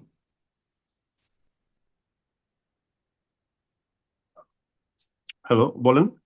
জি দাদা একটা প্রশ্ন ছিল, ডিরেক্টলি এই রিলেটেড না কিন্তু রাইটিং রিলেটেড, আমি কি বলবো সেটা? না, বলতে এই দিবে না টপিকে বাইরে গালাস। ডিসকাশন নেওয়া হবে না। আর কোনো কোশ্চেন কারো আছে এটার সাথে বলুন। স্যার, কোশ্চেন বলেন। ছিল একটা। বলেন কি কোশ্চেন স্যার, বলেন। মানে আজকে এই অল অফ হুইচ পুরোটাই সাবঅর্ডিনেট কনজাংশন হবে না, শুধু হুম হুইচটা না? হুম মেইনলি হুইচ, কিন্তু এখানে হুইচ নিজে একা বসে নাই, সে অল অফ নিয়ে বসে, তাই অল অফ হুইচটাকে আমরা কনজাংশন বলছি, ঠিক আছে? মেইনলি হুইচ হচ্ছে কনজাংশন। ওকে, ওকে। আর কোনো কোশ্চেন আছে কারো? আশা করি নাই। থ্যাংক স্যার ইউ ওই ভেরি মাচ। আমরা যে অ্যাডজেক্টিভ ক্লোজ মার্কার যেগুলো নিচ্ছি, মানে এগুলো তো সবই আমাদের এই রিলেটিভ প্রোনাউন, যেমন হু হুইচ। রিলেটিভ প্রোনাউন আমি এখন পর্যন্ত একবার উচ্চারণ করি নাই কোনো ক্লাসে। সো ওগুলো আপনারা যেগুলা নিজেরা যা পড়েন বা বুঝেন ওইভাবে বুঝেন, ঠিক আছে? আমরা এটাকে বলেছি কনজাংশন অথবা ক্লজ, অ্যাডজেক্টিভ ক্লজ মার্কার বলেছি, ঠিক আছে? রিলেটিভ প্রোনাউন এই জিনিসগুলো আপনারা আপনাদের মতো করে শিখেন, ওগুলোতে আমি যাবো না, কারণ ওগুলো প্রিলিমিনারি ইংলিশ, ওই আলোচনা আমি যাই না।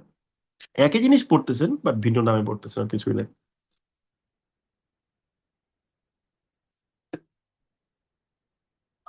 বুঝতে পারছেন সবাই? জি স্যার, বুঝতে পারছি। এবার আপনাদের হোমওয়ার্কের বিষয়টা আমি একটু বলি, শোনেন। এই যে পড়লেন না, হুম এই যে পড়লেন না, who, whom, whose, that, which, তারপরে হোয়েন, তারপরে where, some of whom, all of whom, none of whom, some of which, none of which, most of which, blah blah blah blah blah, অনেক কিছু পড়লেন না? মিনিমাম মিনিমাম 70টা বাক্য লিখবেন, 70টা বাক্য লিখবেন টোটাল, ঠিক আছে? পুরো লেকচারটা নিজে নিজে লিখবেন। এরপর নিচে 70টা বাক্য লিখবেন আগামীকালের মধ্যে। আমি রাত 2টার মধ্যে ফাইল আপনাদের আপলোড করে দিব। 70টা বাক্য লিখবেন, ছোট ছোট বাক্য, ঠিক আছে? আপনি লিখবেন যে মেয়েরা লিখবেন আই হ্যাভ এ বয়ফ্রেন্ড, তারপর লিখবেন যে whom I love very much, হুম দিয়ে হইলো। তারপর আবার লিখবেন I have a boyfriend hmm I hate very much, যদিও মিন করবে যদি 2টা বয়ফ্রেন্ড, ঠিক আছে, কোনো সমস্যা নেই, লিখেন। ছেলেরাও সেম ভাবে লিখবেন।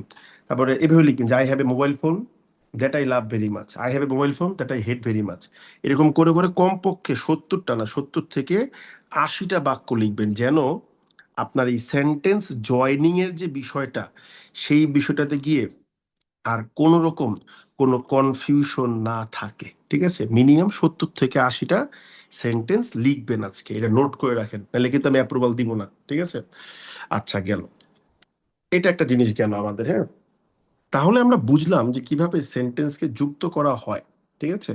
আর যখনই আমি অ্যাডজেক্টিভ ক্লজ নিয়ে আসলাম বাক্যগুলোর মধ্যে, যেহেতু এরা ডিপেন্ডেন্ট বা সাবঅর্ডিনেট ক্লজ, তাহলে এই প্রত্যেকটা বাক্যই এখন কি বাক্য বলেন তো একটু আমাকে? কমপ্লেক্স। কমপ্লেক্স। কমপ্লেক্স বাক্য, ঠিক আছে, গুড। তার মানে all of them are now complex sentence. আচ্ছা, এখন যেই পড়াটা আমাদের আছে সেটা কি? আমরা দেখলাম ওই যে একজনকে ধমক ধমক দিয়ে থামাইছিলাম যে দ্যাট আর হুইচ এর পার্থক্য, যেটা হচ্ছে এখন আমাদের আলোচনার বিষয়। এরকম সবকিছু স্টেপ বাই স্টেপ আসে। আবার কিছুক্ষণ পর অনেকের মাথা ঢুকবে যে আচ্ছা, এই যে whom I do not rely on, এখানে তো অনটা মনে হয় আগে যাওয়া দরকার, এটা তো ভাই পড়ায় নাই, এটাও আলোচনাতে আছে। আপনার টপিকের বাইরে গিয়ে কোনো প্রশ্ন করতে হবে না, যেটুকু পড়াইছি আপনি শুধু ওইটুকুই প্রশ্ন করবেন যে ভাই আমি এটা বুঝি নাই, আমি আলোচনা করে দিব। টপিকের বাইরে যাবেন, হুদয় ধমক খাইবেন, ঠিক আছে? আমার এই দুর্নামটা সবসময় আছে, আমি দেখছি। যেমন এই যে অনটা কেন এখানে বসলো, দূর করি নাই কেন, অনেকের প্রশ্ন আছে, আমি জানি। এটা আমরা যখন সময় হবে তখন শিখবো, এত প্যারানোর সময় নেই। আমরা শিখবো খুব স্ট্র্যাটেজিক্যালি, স্লো অ্যান্ড স্টিডিলি, ঠিক আছে? এখন ধরেন আপনি এখন জানেন যে অ্যাডজেক্টিভ ক্লজ কিভাবে কাজ করে। সে প্রথমে বাক্যের কোনো সাবজেক্ট, অবজেক্ট, কমপ্লিমেন্ট বা প্রিপোজিশনাল অবজেক্টের দিকে তাকায়, তারপর ওটার পাশে গিয়ে বসে সে তাকে মডিফাই করে এবং সে একটা কমপ্লেক্স সেন্টেন্স ফর্ম করে ফেলে। সমস্যা হয়েছে কোথায় গিয়ে দেখেন, প্রত্যেকটা অ্যাডজেক্টিভ ক্লজ মার্কার তার নির্দিষ্ট ওয়ার্ড নিয়ে বসে আছে, কিন্তু এই যে দুই মামা ভাইগনা বসে রয়েছে দ্যাট আর হুইচ, এটা তো অল্টারনেটিভলি দিয়ে রাখছি, এটা তো একটা বিশাল বড় ক্যাচাল। কখন কোনটা হবে এটা বুঝবো কেমন, এটা কিন্তু একটা প্রশ্ন, যে কখন হবে দ্যাট আর কখন হবে হুইচ, এটা আমাদের কিন্তু তাহলে ক্লিয়ার করতে হবে।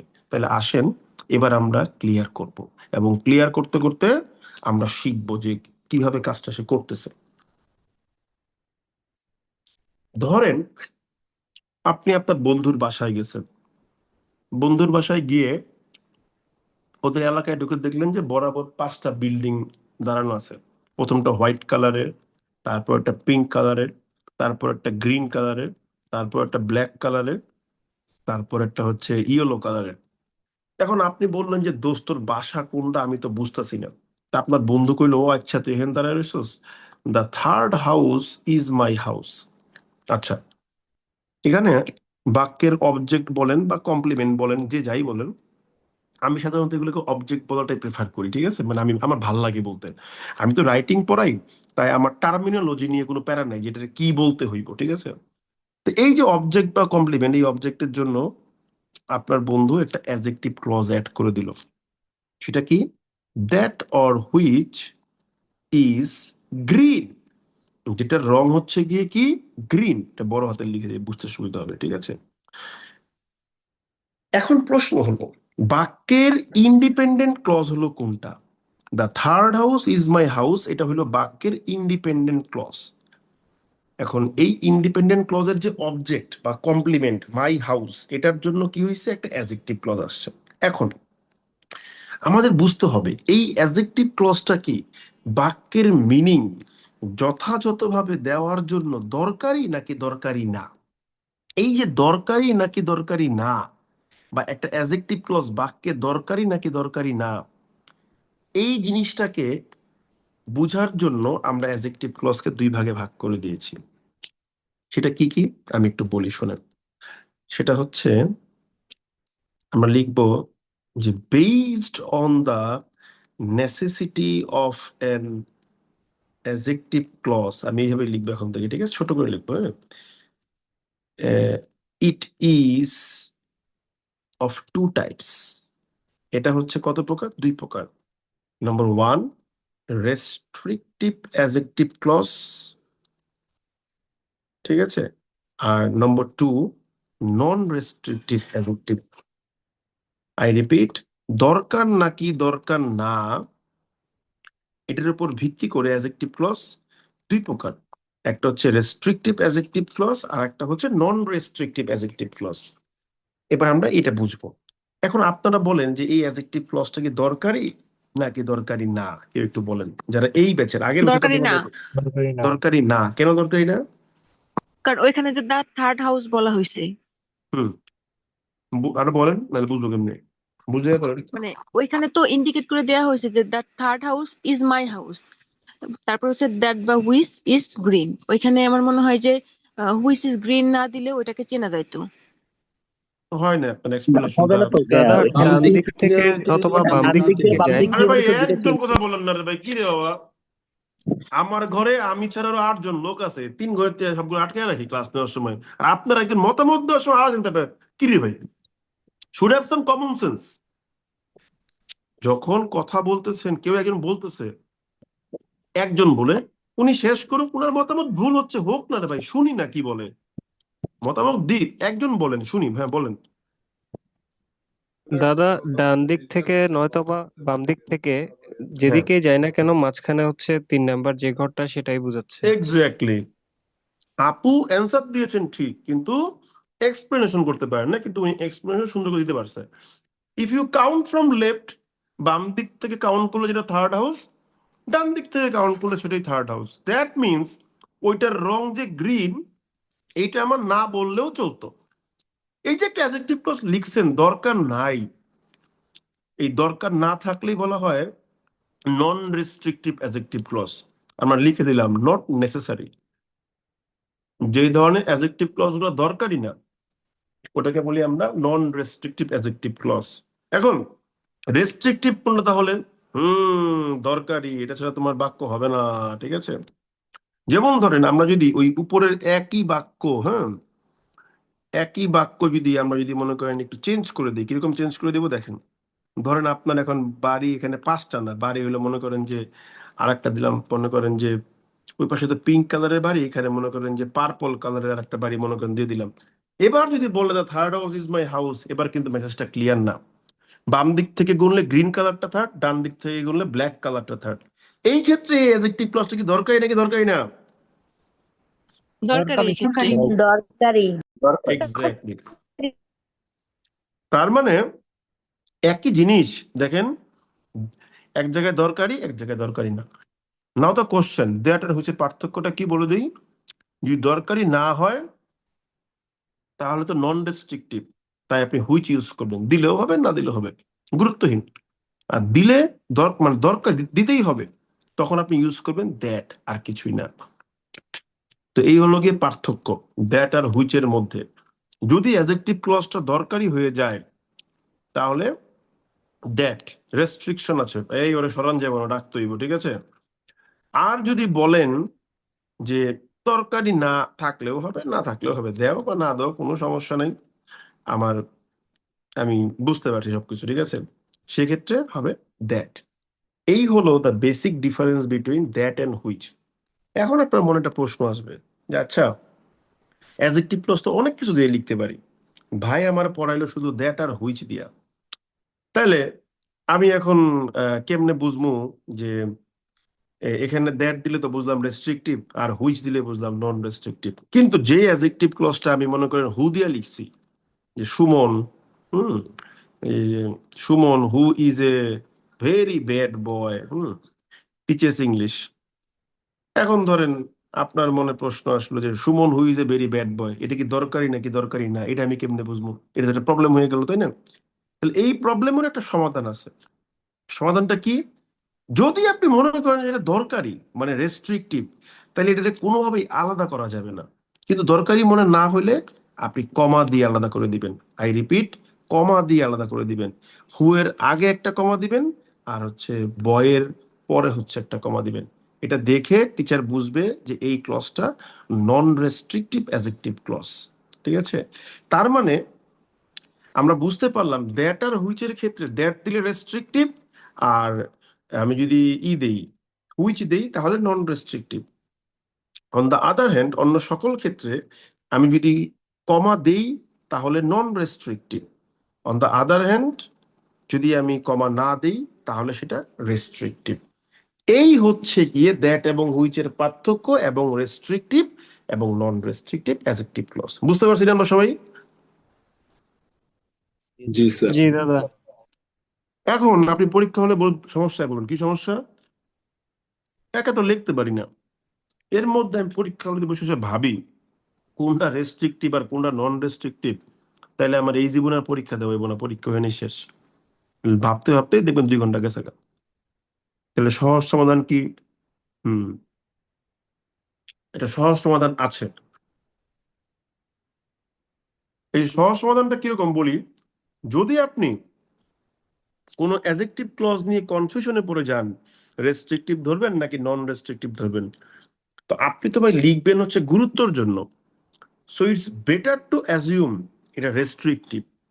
এই কারণে আপনি মনে করেন ভাই একটা ফোকাস সেটিং লেখার সময় 30টা বাক্য লিখছেন অ্যাডজেক্টিভ ক্লজ দিয়া, আর আপনি যদি বলেন যে এর মধ্যে 20টাই নন রেস্ট্রিকটিভ, এগুলো দরকার ছিল না, হুদাই লিখছি, তাহলে কি আপনার লেখার গুরুত্ব কমে যাবে? তাই আপনি যদি কখনো কনফিউশনে পড়ে যান রেস্ট্রিকটিভ দিবেন নাকি নন রেস্ট্রিকটিভ ধরবেন, এত কাহিনী করার দরকার নেই। আপনি 90% অ্যাডজেক্টিভ ক্লজই রেস্ট্রিকটিভ ধরে নেবেন, বাকি কয়েকটা অ্যাডজেক্টিভ ক্লজ আপনি নন রেস্ট্রিকটিভ ধরেন, কোনো সমস্যা নেই। স্যার তো আর আপনার ফোন দিয়ে কইব না যে কিরে তুই দেখি কমা দিয়াও লিখছোস আবার কমা না দিয়াও লিখছোস, তুই কি জানোস এখানে মিনিং এর পার্থক্যটা কি, সেটা তোর ফোন দিব না, ঠিক না? সো আপনিও পারেন না, মানে পরীক্ষা হলে সময় না চিন্তা করার মতো, স্যারও আপনার ফোন দিয়ে জিজ্ঞেস করতে পারবো না। অতএব রেস্ট্রিকটিভ ধরেই লিখবেন, কমা ইউজ যতটা সম্ভব কম করবেন, এটাই হচ্ছে আমার সিদ্ধান্ত। আমি লিখি, আমি ভেঙে ভেঙে ভেঙে ভেঙে লিখি, অ্যানালাইসিস করে করে লিখি, অনেক কিছু আর্টসে কেন আলোচনা করার মতো দরকার নাই। আপনি রেস্ট্রিকটিভ সেন্সটা ধরেই লিখবেন, নন রেস্ট্রিকটিভ সেন্সের দরকার না হলে যাবেন না। ব্যাপারটা কি বুঝতে পারছেন নাকি বুঝতে পারেন নাই? জি দাদা। জি স্যার। কিন্তু যদি বুঝতে এমন পারছি। হয়ে যায় যে এই বাক্যের সবকিছু ছাপিয়ে অ্যাডজেক্টিভ ক্লজটাই বাক্যের মধ্যে সবচেয়ে গুরুত্বপূর্ণ বিষয় হয়ে যায়, তখন কিন্তু আপনি আর এই কমা দিয়ে বা কমা না দিয়ে পারবেন না। তখন আপনাকে ইউজ করতে হবে সেই মোক্ষম অস্ত্র, যা আমরা গত ক্লাসে হালকার উপর ঝাপসা মেরে আলোচনা করেছিলাম, সেটা হচ্ছে এম ড্যাশ। তখন আপনার এই কমাটা মতো দূরের কথা, তখন আসতে হবে এম ড্যাশ। এটা মিন করবে কি জানেন, যে অ্যাডজেক্টিভ ক্লজটা খুবই গুরুত্বপূর্ণ এখানে। এখানে আর রেস্ট্রিকটিভ নন রেস্ট্রিকটিভ কিছু কাজ করবে না, অ্যাডজেক্টিভ ক্লজটাই সবচেয়ে বেশি গুরুত্ব পাচ্ছে, একদম হাইলি ফোকাস, দুইটা এম ড্যাশ দিয়ে আপনি আলাদা করছেন ব্রেক দেওয়ার জন্য, ঠিক আছে? এখন প্রশ্ন আসতে পারে, আমি যদি একটা ফোকাস রাইটিং লিখি, ভালো করে ব্যাপারটা বুঝেন, মানে গুরুত্বটা বোঝানোর চেষ্টা করছি, এটা কোনো ফর্মাল কোনো নিয়ম না। আপনি যদি পুরা ফোকাস রাইটিং এ 30টা অ্যাডজেক্টিভ ক্লজ দিয়ে বাক্য লিখে থাকেন, সেক্ষেত্রে আপনাকে আমি বলবো 20 থেকে 22টা হবে হচ্ছে রেস্ট্রিকটিভ, মানে কি দরকারি। আপনি মনে করেন যে 6 থেকে 7টা মনে করেন যে ধরলেন নন রেস্ট্রিকটিভ, যে এগুলা কথা প্রসঙ্গে আসে। আর বাকি যে ভাই 2-3টা আছে মনে করেন, ঠিক আছে, মানে 2-1টা যে আপনারা আছে মনে করেন, 1টা বা 2টা আছে, ওইটা আপনি মনে করেন যে কি করলে মানে এম ড্যাশ দিয়ে আপনি আলাদা করবেন, ঠিক আছে? এই জিনিসটা মাথায় রাখবেন। এম ড্যাশ হচ্ছে কি জানেন, এটা ইউজ করা হয় কিন্তু খুব কম পরিমাণে, চাইলে একদম মনের মাধুরী মিশিয়ে ইউজ করবেন না। লিখতে লিখতে আমরা আরো শিখবো, আমরা তো just একটু একটু করে ভিতরে যাচ্ছি, ঠিক আছে? তাহলে আমরা কি বুঝতে পারলাম, রেস্ট্রিকটিভ জিনিসটা কি, নন রেস্ট্রিকটিভ জিনিসটা কি, দরকারি হলে রেস্ট্রিকটিভ, দরকারি না হলে নন রেস্ট্রিকটিভ। আর যদি এমন হয় অ্যাডজেক্টিভ ক্লজটাই সুপ্রিম লেভেলে গুরুত্ব পাচ্ছে, আলাদা করে বলতে হচ্ছে, তাহলে এম ড্যাশ দিয়ে আলাদা করবেন। এখন প্রশ্ন হচ্ছে, আপনারা বলতে পারেন যে সুমন ভাই কমা দিলে এক্সপ্রেশনটা কি হয় আর কমা না দিলে এক্সপ্রেশনটা কি হয়, আর এম ড্যাশ দিলে আসলে কি হয়? লিখিত গ্রামারে গিয়ে তো আসলে এক্সপ্রেশন মৌখিকভাবে দেওয়ার দরকার হয় না, তারপরও জিজ্ঞেস যেহেতু অনেকে করেন তাই উত্তরটা আমি দিব। যখন আপনি বললেন সুমন ভাই যে কিনা এটা খারাপ লোক এবং ইংলিশ পড়ায়, এর মিনিং হচ্ছে কেমন, ছোটবেলায় দেখবেন যখন ভার্সিটিতে পড়তেন, ছোটবেলা মানে আমি তো বুড়া হয়ে গেছি তাই ভার্সিটিতে পড়াটা ছোটবেলা মনে হয়, দেখবেন টিউশনি করতে গেলে ক্লাস 5-এর বাচ্চাটা পড়ানোর জন্য বলতো আমার ছেলেকে বা আমার মেয়েকে ম্যাথ পড়ানোর জন্য ম্যাথের টিচার লাগবে, ঠিক আছে, এরকম মানে একটা ইয়ে আসতো। হ্যাঁ, তখন মনে করেন যে আপনি এক বাসায় টিউশনি করতে গেছেন, ঠিক আছে, তো আপনি পড়েন হচ্ছে মনে করেন কি আপনি বিবিএ ফিনান্সে পড়েন, আপনি মেধাবী স্টুডেন্ট, কিন্তু পড়াইবেন একটা বাচ্চাটা গিয়ে ক্লাস 5 বাচ্চাটা ম্যাথ, ঠিক আছে, তো একটা সমস্যা হয়ে গেল, তারা ম্যাথের টিচার চাইছে, ঠিক না, এখন পড়াইতে গেছেন, পড়াইতেছেন ভালো কথা, তো কথা প্রশ্নের কথা উঠছে যে আপনার বাচ্চারে কে পড়ায়, এখন ওই আন্টি বলতেছে জানোস আমার বাচ্চারে না একজন ঢাকা বিশ্ববিদ্যালয়ের ছেলে পড়ায়, ও হচ্ছে এই ম্যাথ পড়ায়, ও হচ্ছে ওই ফাইন্যান্সের স্টুডেন্ট। এবার দেখেন সুমন হু is a student of finance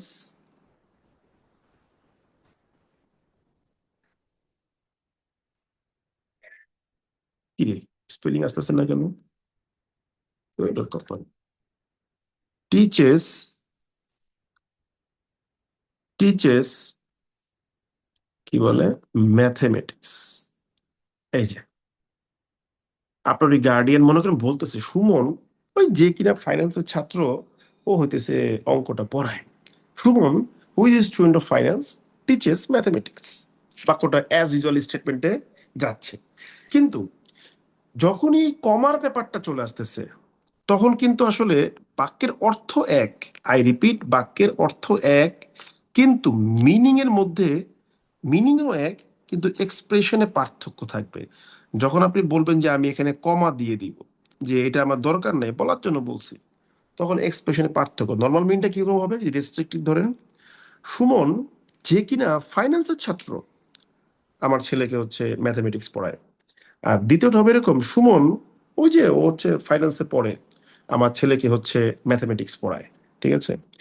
আর যদি এমন হয় মনে করেন যে সেই আন্টি হচ্ছে মানে একদম সুপ্রিম এটা বলতেছে যে দেখছোস, মানে তার বান্ধবীর কাছে বলতেছে দেখ সুমন যে কিনা ফাইন্যান্সের ছাত্র সে আমার ছেলের ম্যাথমেটিক্স পড়ায়, এই তখন আপনি এরকম এম ড্যাশ দিয়ে আলাদা করবেন।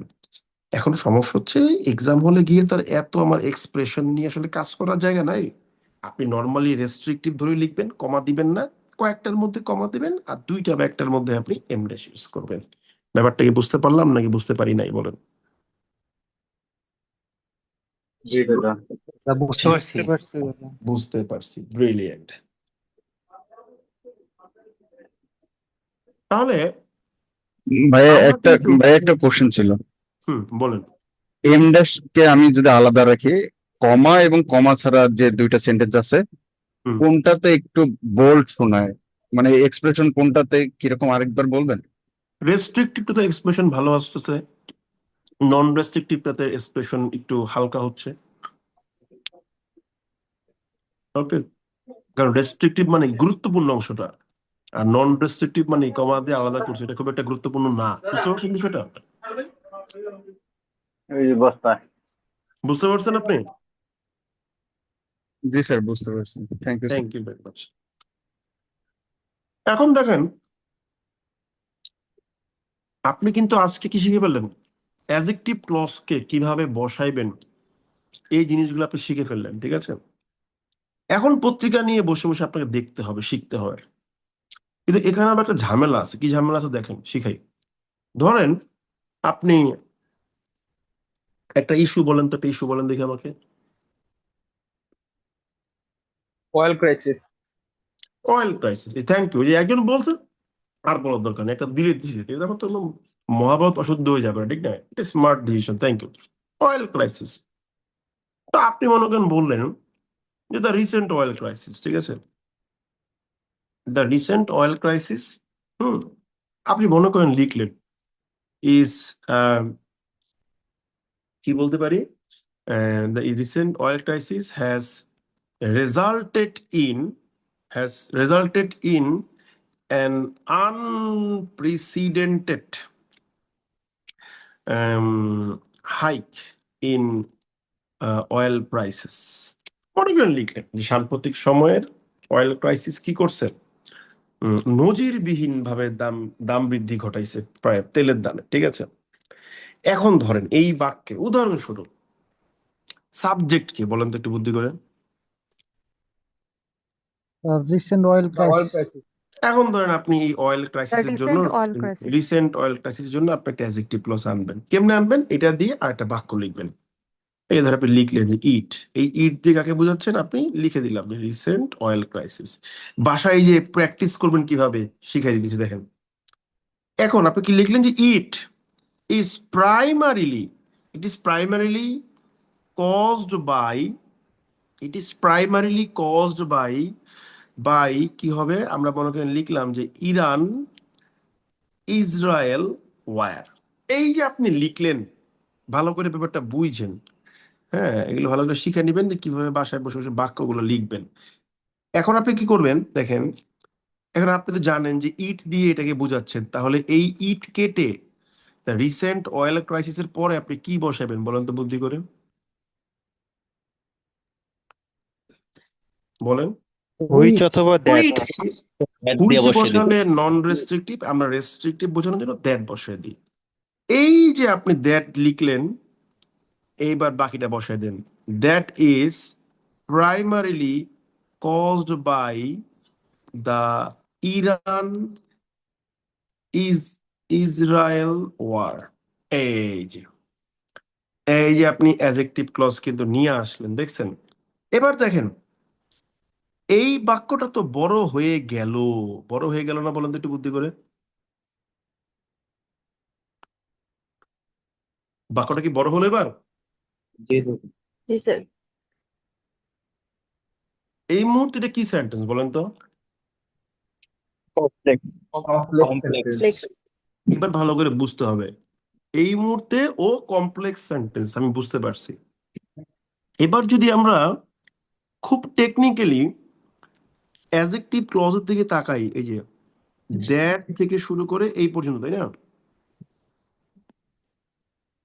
একটু দাঁড়া, এই যে দ্যাট থেকে শুরু করে আমার এই পর্যন্ত হচ্ছে গিয়ে কি অ্যাডজেক্টিভ ক্লজ, বুঝতে পারতেছি আমরা? হুম। জি দাদা। So, এই যে অ্যাডজেক্টিভ ক্লজের ভিতরে এবার তাকান, অন্য সব বাদ দিয়ে, এই যে বাই প্রিপোজিশন, এই বাই প্রিপোজিশনের অবজেক্ট কে বলেন তো বুদ্ধি করে? Iran Israel Iran Israel war. The Iran Israel war. এখন আপনি সমস্ত কিছুর ঊর্ধ্বে গিয়ে বলতে পারেন না যে এই অ্যাডজেক্টিভ ক্লজের ভিতরে যে বাই প্রিপোজিশনটা আছে তার যে অবজেক্ট, এটার জন্য আমি একটা অ্যাডজেক্টিভ ক্লজ আনতে পারি, পারি কিনা জি বলতো? জি দাদা পারি। হ্যাঁ, এই যে দেখেন বাক্য কিন্তু এবার দেখবেন, আপনার দেখবেন কি মজাটা লয়, আপনি খেলে দেখবেন, ঠিক আছে? দেখেন বাক্যের কত মজা। এখন আপনি যদি এটা করতে যান তাহলে কি করতে হবে? ওই একইভাবে আপনাকে এবার ইরান ইসরায়েল ওয়ার নিয়ে একটা বাক্য লিখতে হবে। আমি মনে করেন লিখলাম যে ইট, ইট দিয়ে কাকে বোঝাচ্ছি? দা ইরান, আজকে ক্লাস শেষে তো অনেক দেরি, হ্যাঁ, আমি ক্লাস নিচ্ছি তো অনেকক্ষণ ধরে। ইরান ইসরায়েল ওয়ার, ইট দিয়ে আমি এটাকে বোঝাচ্ছি। আমি বললাম যে ইট হ্যাজ শিফটেড, একটু শিফট ঘটায় ফেলছে। কি শিফট ঘটায় ফেলছে? হ্যাঁ, এটা শিফট করছে কি? It has shifted the Jio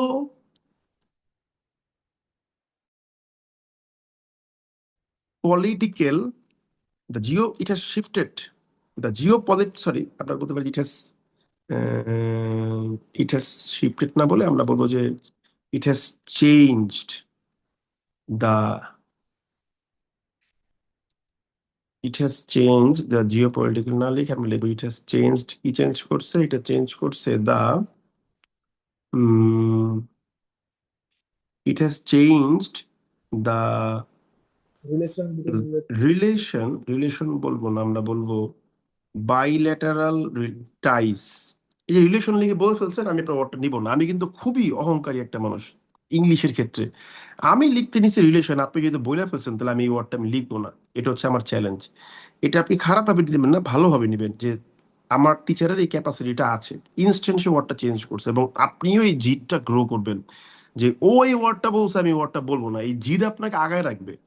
হ্যাঁ, আপনি বলছেন রিলেশন, আমি লিখতে গেছি আমি চেঞ্জ করে বলছি বাইল্যাটারাল টাইস, ঠিক আছে? It has change the bilateral ties between কি, বিটুইন দ্য ইউএসএ, আপনারা হয়তো জানবেন, আর হচ্ছে ওমানকে থ্রেট দিছে যে তোরা বেশি কথা কইলে তোর উপরে হামলা করবো, দেখেন, ঠিক আছে? এই যে আপনি লিখলেন, এবার দেখেন এই ইট দিয়ে আপনি এই ইরান ইসরায়েল ওয়ারকে বুঝাচ্ছেন, তাহলে এই ইট কেটে আপনি কি লিখবেন? দ্যাট লিখবেন না? বলেন তো একটু বুদ্ধি করে আমাকে। That has changed the bilateral ties between the USA and Oman. দেখেন কত সুন্দর বড় বাক্য, দেখছেন? একদম পত্রিকার বাক্য। দেখেন, the recent oil crisis that is primarily caused by the Iran Israel war that has change the bilateral ties between the USA and Oman has resulted in an unprecedented hike in oil prices. দেখছেন, পুরো মনে হচ্ছে পত্রিকা থেকে নিয়ে আসছে, কিন্তু না, আমি আপনাদের সামনেই এটা লাইভে লিখতেছি, ঠিক আছে? আপনি আমাকে যে কোনো টপিকে চ্যালেঞ্জ করতে পারেন, আমি লিখবো, কোনো সমস্যা নাই। তাহলে এইটা আপনি বুঝে গেছেন না বিষয়টা? বলেন তো বুদ্ধি করে। স্যার বুঝতে পারছি, কিন্তু এই ধরনের সেন্টেন্স আসলে মেক বুঝি নাই, কি বলছেন? স্যার এই যে সেন্টেন্স মেক করতেই তো প্রবলেম হয়ে যায়। খুব স্বাভাবিক বিষয়, আপনি সেন্টেন্স মেক করতে পারতেন, এই রাত 12টা বাজে ক্লাস করতে না, আপনি আমার সাথে বলেন, আপনি তো পড়তে তো হবে আপনাকে ভাই, ঠিক আছে? সময় দিয়ে 6 মাস হাঁটেন, পড়েন, ভালো চাকরি পান, জীবন সুন্দর। আর লিখবেন না, বসে থাকেন। পেপার থেকে কি প্র্যাকটিস করবো আমরা, কি সুবিধা হবে? এটা আপনার ইচ্ছা, আপনি পেপার থেকে ভালো ফিল করলে পেপার থেকে প্র্যাকটিস করবেন। মানে কোনো এখন বই, কি পরিস্থিতি একটা ব্যাপার আছে, কোন সময়তে পেপার প্র্যাকটিস করা উচিত, এখন আর 10টা ক্লাস যাক তারপর প্র্যাকটিস করা উচিত? আমি এগুলো নিয়ে কোনো আমার সাজেশন নাই। আমি হচ্ছি ধরতপ্তে মারো পেরে, আমি এখন শিখছি, আমি এখনই প্র্যাকটিস করবো, আমি হলাম এই টাইপের লোক, ঠিক আছে? আপনি যদি আমাকে জিজ্ঞেস করেন, আমি বলবো যে আপনি এখনো কেন প্র্যাকটিস করেন নাই, আপনার করে ফেলা উচিত, অলরেডি শিখে ফেলা উচিত ইউজ করা, ঠিক আছে? তাহলে এই যে দেখেন, এখন আমি যদি বলি যে এই যে দ্যাট থেকে শুরু করে ওমান, এইটা আসলে কার অ্যাডজেক্টিভ ক্লজ, খেয়াল করে দেখেন, আপনাকে বলতে হবে বাক্যের ইন্ডিপেন্ডেন্ট ক্লজের যে subject, the recent oil crisis, তার যে অ্যাডজেক্টিভ ক্লজ, সেই অ্যাডজেক্টিভ ক্লজের ভিতরে থাকা বাই প্রিপোজিশনের অবজেক্ট দ্য ইরান ইসরায়েল ওয়ারের অ্যাডজেক্টিভ ক্লজ হচ্ছে এটা। বুঝতে পারলাম না বুঝতে পারি নাই বল? জি স্যার। সো আপনাকে পড়াটাকে ভালোবাসতে হবে, ভালো না বাসলে আপনি আসলে আপনার এখনই দেখবেন, দেখে মনে করেন যে বিরক্তি লাগবে, কি রে ভাই কি পড়াইতেছে এটা, ঠিক আছে? কিন্তু এই দাদা একটা ভালোবাসা আপনাকে অনেক আগায় নিয়ে যাবে। ওকে, দাদা কোশ্চেন করছি। বলেন কি কোশ্চেন বলেন।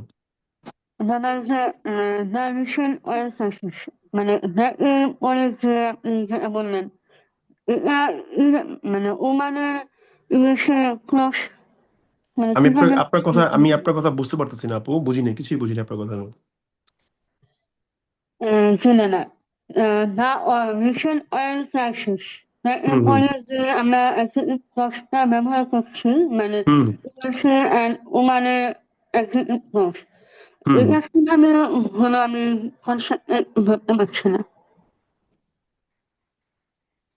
আমি আর একবার বলি, প্রথমে আপনি অয়েল ক্রাইসিসের জন্য একটা অ্যাডজেক্টিভ ক্লজ আনবেন, তাহলে কি করবেন? এই রিসেন্ট অয়েল ক্রাইসিস দিয়ে আপনি একটা বাক্য লিখবেন। এই যে আপনি লিখলেন যে ইট দিয়ে বোঝাচ্ছি কাকে? দ্য রিসেন্ট অয়েল ক্রাইসিসকে। এর আমি কি লিখলাম? It is primarily cause by blah blah blah. তো ইট দিয়ে যেহেতু রিসেন্ট অয়েল ক্রাইসিসকে বোঝাচ্ছি, তাহলে ইট কেটে আমি দ্যাট বসালাম, বাকি পার্টটা অ্যাজ ইট ইজ বসালাম। এটা বুঝতে পারছেন আপনি? জি দাদা। বুঝতে পারছেন?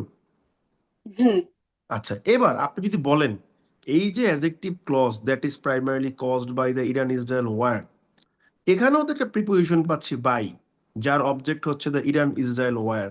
তাহলে আমরা তো পড়েছিলাম কি, যে প্রিপোজিশনের অবজেক্টের জন্য অ্যাডজেক্টিভ ক্লজ আনা যায়। তাহলে এটার জন্য আমি আনতে পারবো না একটা অ্যাডজেক্টিভ ক্লজ? বলেন তো একটু বুদ্ধি করে। হ্যাঁ, মানে পারবো। প্রিপোজিশনের জন্য আমি একটা ফাংশন ইস্যু, হ্যাঁ হ্যাঁ হ্যাঁ, প্রিপোজিশনের অবজেক্ট পেয়েছি, তাই ওর জন্য আমি আবার অ্যাডজেক্টিভ ক্লজ নিয়ে আসছি। এখন একইভাবে আমি যখন আনবো, তখন আমার কাজটা কি? ওইটা দিয়ে আর একটা বাক্য লিখতে হবে। আমি লিখলাম it has changed blah blah blah blah ব্লা। এই ইট দিয়ে কাকে বুঝাচ্ছি? দ্য ইরান ইসরায়েল ওয়ারকে বুঝাচ্ছি। তাহলে ইট কেটে আমি লিখলাম দ্যাট, এরপর has changed blah blah blah ব্লা বসে দিলাম। বুঝতে পারছেন বিষয়টা? জি না না থ্যাংক ইউ ক্লিয়ার করে। ওকে, এখন দেখেন আর কোনো কোশ্চেন আছে কারো? বলো। হ্যাঁ দাদা, জি একটা স্যার। কোশ্চেন ছিল। আপু হুম। আগে এখানে আমরা আগে যে রিসেন্ট অয়েল ক্রাইসিসের জন্য একটা হচ্ছে অ্যাডজেক্টিভ ক্লজ দিছি, তারপর বায়ের জন্য আলাদা একটা অ্যাডজেক্টিভ ক্লজ দিছি। হুম তো হুম এখন আমরা যদি হচ্ছে বলতে চাই যে রিসেন্ট ক্লজের অ্যাডজেক্টিভ ক্লজ কোনটা, মানে দ্যাট থেকে ওমেন পর্যন্ত, না, ওমান দ্যাট থেকে পর্যন্ত অর নাকি? পর্যন্ত, অর পর্যন্ত। জি স্যার, থ্যাংক ইউ। হুম। কারণ আমি যদি দ্যাট থেকে ওমান পর্যন্ত আনতাম তাহলে দ্যাট দিয়েই পুরোটা আনতে পারতাম। আমি তো ওমান পর্যন্ত দ্যাট দিয়ে আনতে পারি নাই, আমাকে আবার সেই ইরান ইসরায়েল ওয়ারের পর যেতে হয়েছে। ঠিক আছে, বুঝতে পেরেছেন বিষয়টা? জি তাহলে স্যার। আমরা কি অন্যান্য কনজাংশন গুলো কি ইউজ করতে পারবো এখানে? কোনটা কোনটা? মানে দ্যাট এর পরিবর্তে মানে হোয়ার বা অন্যান্য কনজাংশন গুলো ইউজ করতে পারবো? এখন যদি আপনি মনে করেন যে হোয়ার আনা যাবে, যদি এমন যদি হয় যে আপনি কোন একটা প্লেসকে মডিফাই করবেন, যেমন দেন ওমান, এটা একটা প্লেস, আপনি যদি ওটাকে ওইভাবে লিখতে পারেন যেখানে হোয়ার দিয়ে আনা যাবে, আপনি আনবেন, কোনো সমস্যা নেই। এটা দ্যাট দিয়ে আনতে হবে এবং তো কোনো নিয়ম নাই রে ভাই। ঠিক আছে, বুঝতে পেরেছেন? দাদা, বলেন। দাদা এখানে যে এই ইরান ইসরায়েল ওয়ারের পর দ্যাট আসছে, ওখানে আমরা হুইচ না দিয়ে দ্যাট কেন দিছি আর একটু বলবেন? আপনি দ্যাট দিয়েও লিখতে পারেন, হুইচ দিয়েও লিখতে পারেন, বাট দ্যাট দিয়ে লিখলে জিনিসটা জোরালো হয়, যেহেতু রেস্ট্রিকটিভ সেন্স। আর হুইচ দিয়ে লিখলে নন রেস্ট্রিকটিভ। তো আমরা তো আগেই বলে দিয়েছি আমরা নন রেস্ট্রিকটিভ সেন্সটা কম ইউজ করবো, আমরা দ্যাটটাকে বেশি প্রেফার করবো। ঠিক আছে, বুঝছি দাদা। বুঝতে পারছেন? হ্যাঁ দাদা, স্যার, বুঝছি। হুম, বিটুইনের বলেন। পরে দা ইউএসএ এন্ড ওমান, এটার জন্য কি অ্যাডজেক্টিভ ক্লজ আনা যাবে? ডেফিনেটলি ওমা, সুন্দর অবজারভেশন। আপনি যদি বিটুইনের পরে যে পেলেন দা ইউএসএ এন্ড ওমান, তো এরাও তো নাউন, এদের জি জন্য কি আনতে হবে তাহলে? আবার অ্যাডজেক্টিভ ক্লজ। এইভাবে সারা জীবন ভর পেঁচাইতে পেঁচাইতে পেঁচাইতে অনেক কিছু লেখা যাবে। ঠিক আছে, গুড, স্যার, ভালো শুধু অবজারভেশন। নাকি শুধু ওমান এই আলাদা লেখা যাবে নাকি দুইটাকে একসাথে লিখতে হবে? না, আপনার ইচ্ছা। আপনি দুইটা জিনিসকে, সমধর্মী জিনিসকে আপনি অ্যাড করেছেন। যদি শুধু ওমানের জন্য আনেন তাহলে ওমানের পরে আনবেন, যদি শুধু ইউএস এর জন্য আনেন তাহলে ইউএস এর পরে আনবেন, কোনো সমস্যা নেই, আনেন, সেটাও চলবে। যেইভাবে মন চায় আপনি সেইভাবে আনতে পারবেন, কোনো সমস্যা নেই, কিন্তু সঠিকভাবে আনতে হবে।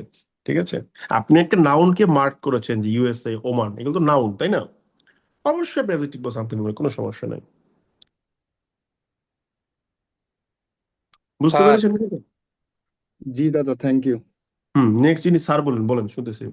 স্যার, এই বাক্যে হচ্ছে আমরা একটা এম ড্যাশ ব্যবহার করতে চাচ্ছি, করা যাবে? বেশি বেশি লাফাইলে আমি হইলো বিরক্ত হই।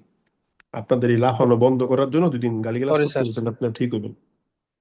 সরি বলার জন্য আমি আরেকবার সরি। ঠিক আছে, যেটুকু পড়াইছি ওর মধ্যে থাকেন, ওই বাইরে থেকে এমনি শোনা যাবে কিনা ভাবার দরকার নেই, এইটুকুর মধ্যে প্রশ্ন বলবি। ঠিক আছে, স্যার, ওই যে ইউএসএ আর ওমান এই দুইটার পরে যদি অ্যাডজেক্টিভ ক্লজ আনতে যাই, তাহলে এই দুইটার অবস্থানটা যদি লিখি তাহলে কি ভুল হবে? যে একটা মিডল ইস্ট কান্ট্রি আর একটা হচ্ছে যে ভৌগোলিক অবস্থানটা যদি মেনশন করতে চাই। ইউএস এর পর একটা লিখবেন, তারপর এন্ড লিখে ওমান লিখে ওমানের পর একটা লিখবেন, হয়ে গেল, শেষ। সমস্যা কি? আপনি জি ইউএস স্যার। এর পরে একটু ফাঁকা জায়গা নেন, মনে করেন এটা হলো ইউএস এর পরে ফাঁকা জায়গা, আর ওমানের পর একটু ফাঁকা জায়গা ক্রিয়েট করেন, তাহলে তো হয়ে গেল, এই যে হয়ে গেল, শেষ, হতে পারে, কোনো সমস্যা নেই। বুঝতে পারছেন? বুঝতে পারি। ওকে, তাহলে আমরা মোটামুটি এই অ্যাডজেক্টিভ ক্লজের যে বিষয়টা সেটা ক্লিয়ার হইলাম। ঠিক আছে, এখন এখন একটা মজার বিষয় আমরা শিখবো, কিন্তু সেই বিষয়টা আজকে আলোচনা করা যাবে না, অলরেডি 11:15 বেজে গেছে। ঠিক আছে, সো এই ক্লাসটা এখানেই শেষ। আমরা আমাদের নেক্সট ক্লাসটা শুরু করব হচ্ছে কোন জায়গা থেকে, এই যে এই বাক্যটা কপি করে নিব। হ্যাঁ, এই বাক্যটা কপি করে নিয়ে আমরা হচ্ছে নেক্সট ক্লাসটা শুরু করব। তাহলে আজকের ক্লাস এই পর্যন্তই, then no more question. Thank you very much. Can I have a question? You have to be smart, lady. I said no more question. Do you understand what I'm saying? Hello? জি না না। Thank you very much. Okay. এই কি বলে এই তানবীর ভাই, অনিরুদ্ধ ভাই আছে, কয়জনকে class থেকে বের করছেন বলেন? দাদা ক্লাস থেকে বের করে নেয় জাস্ট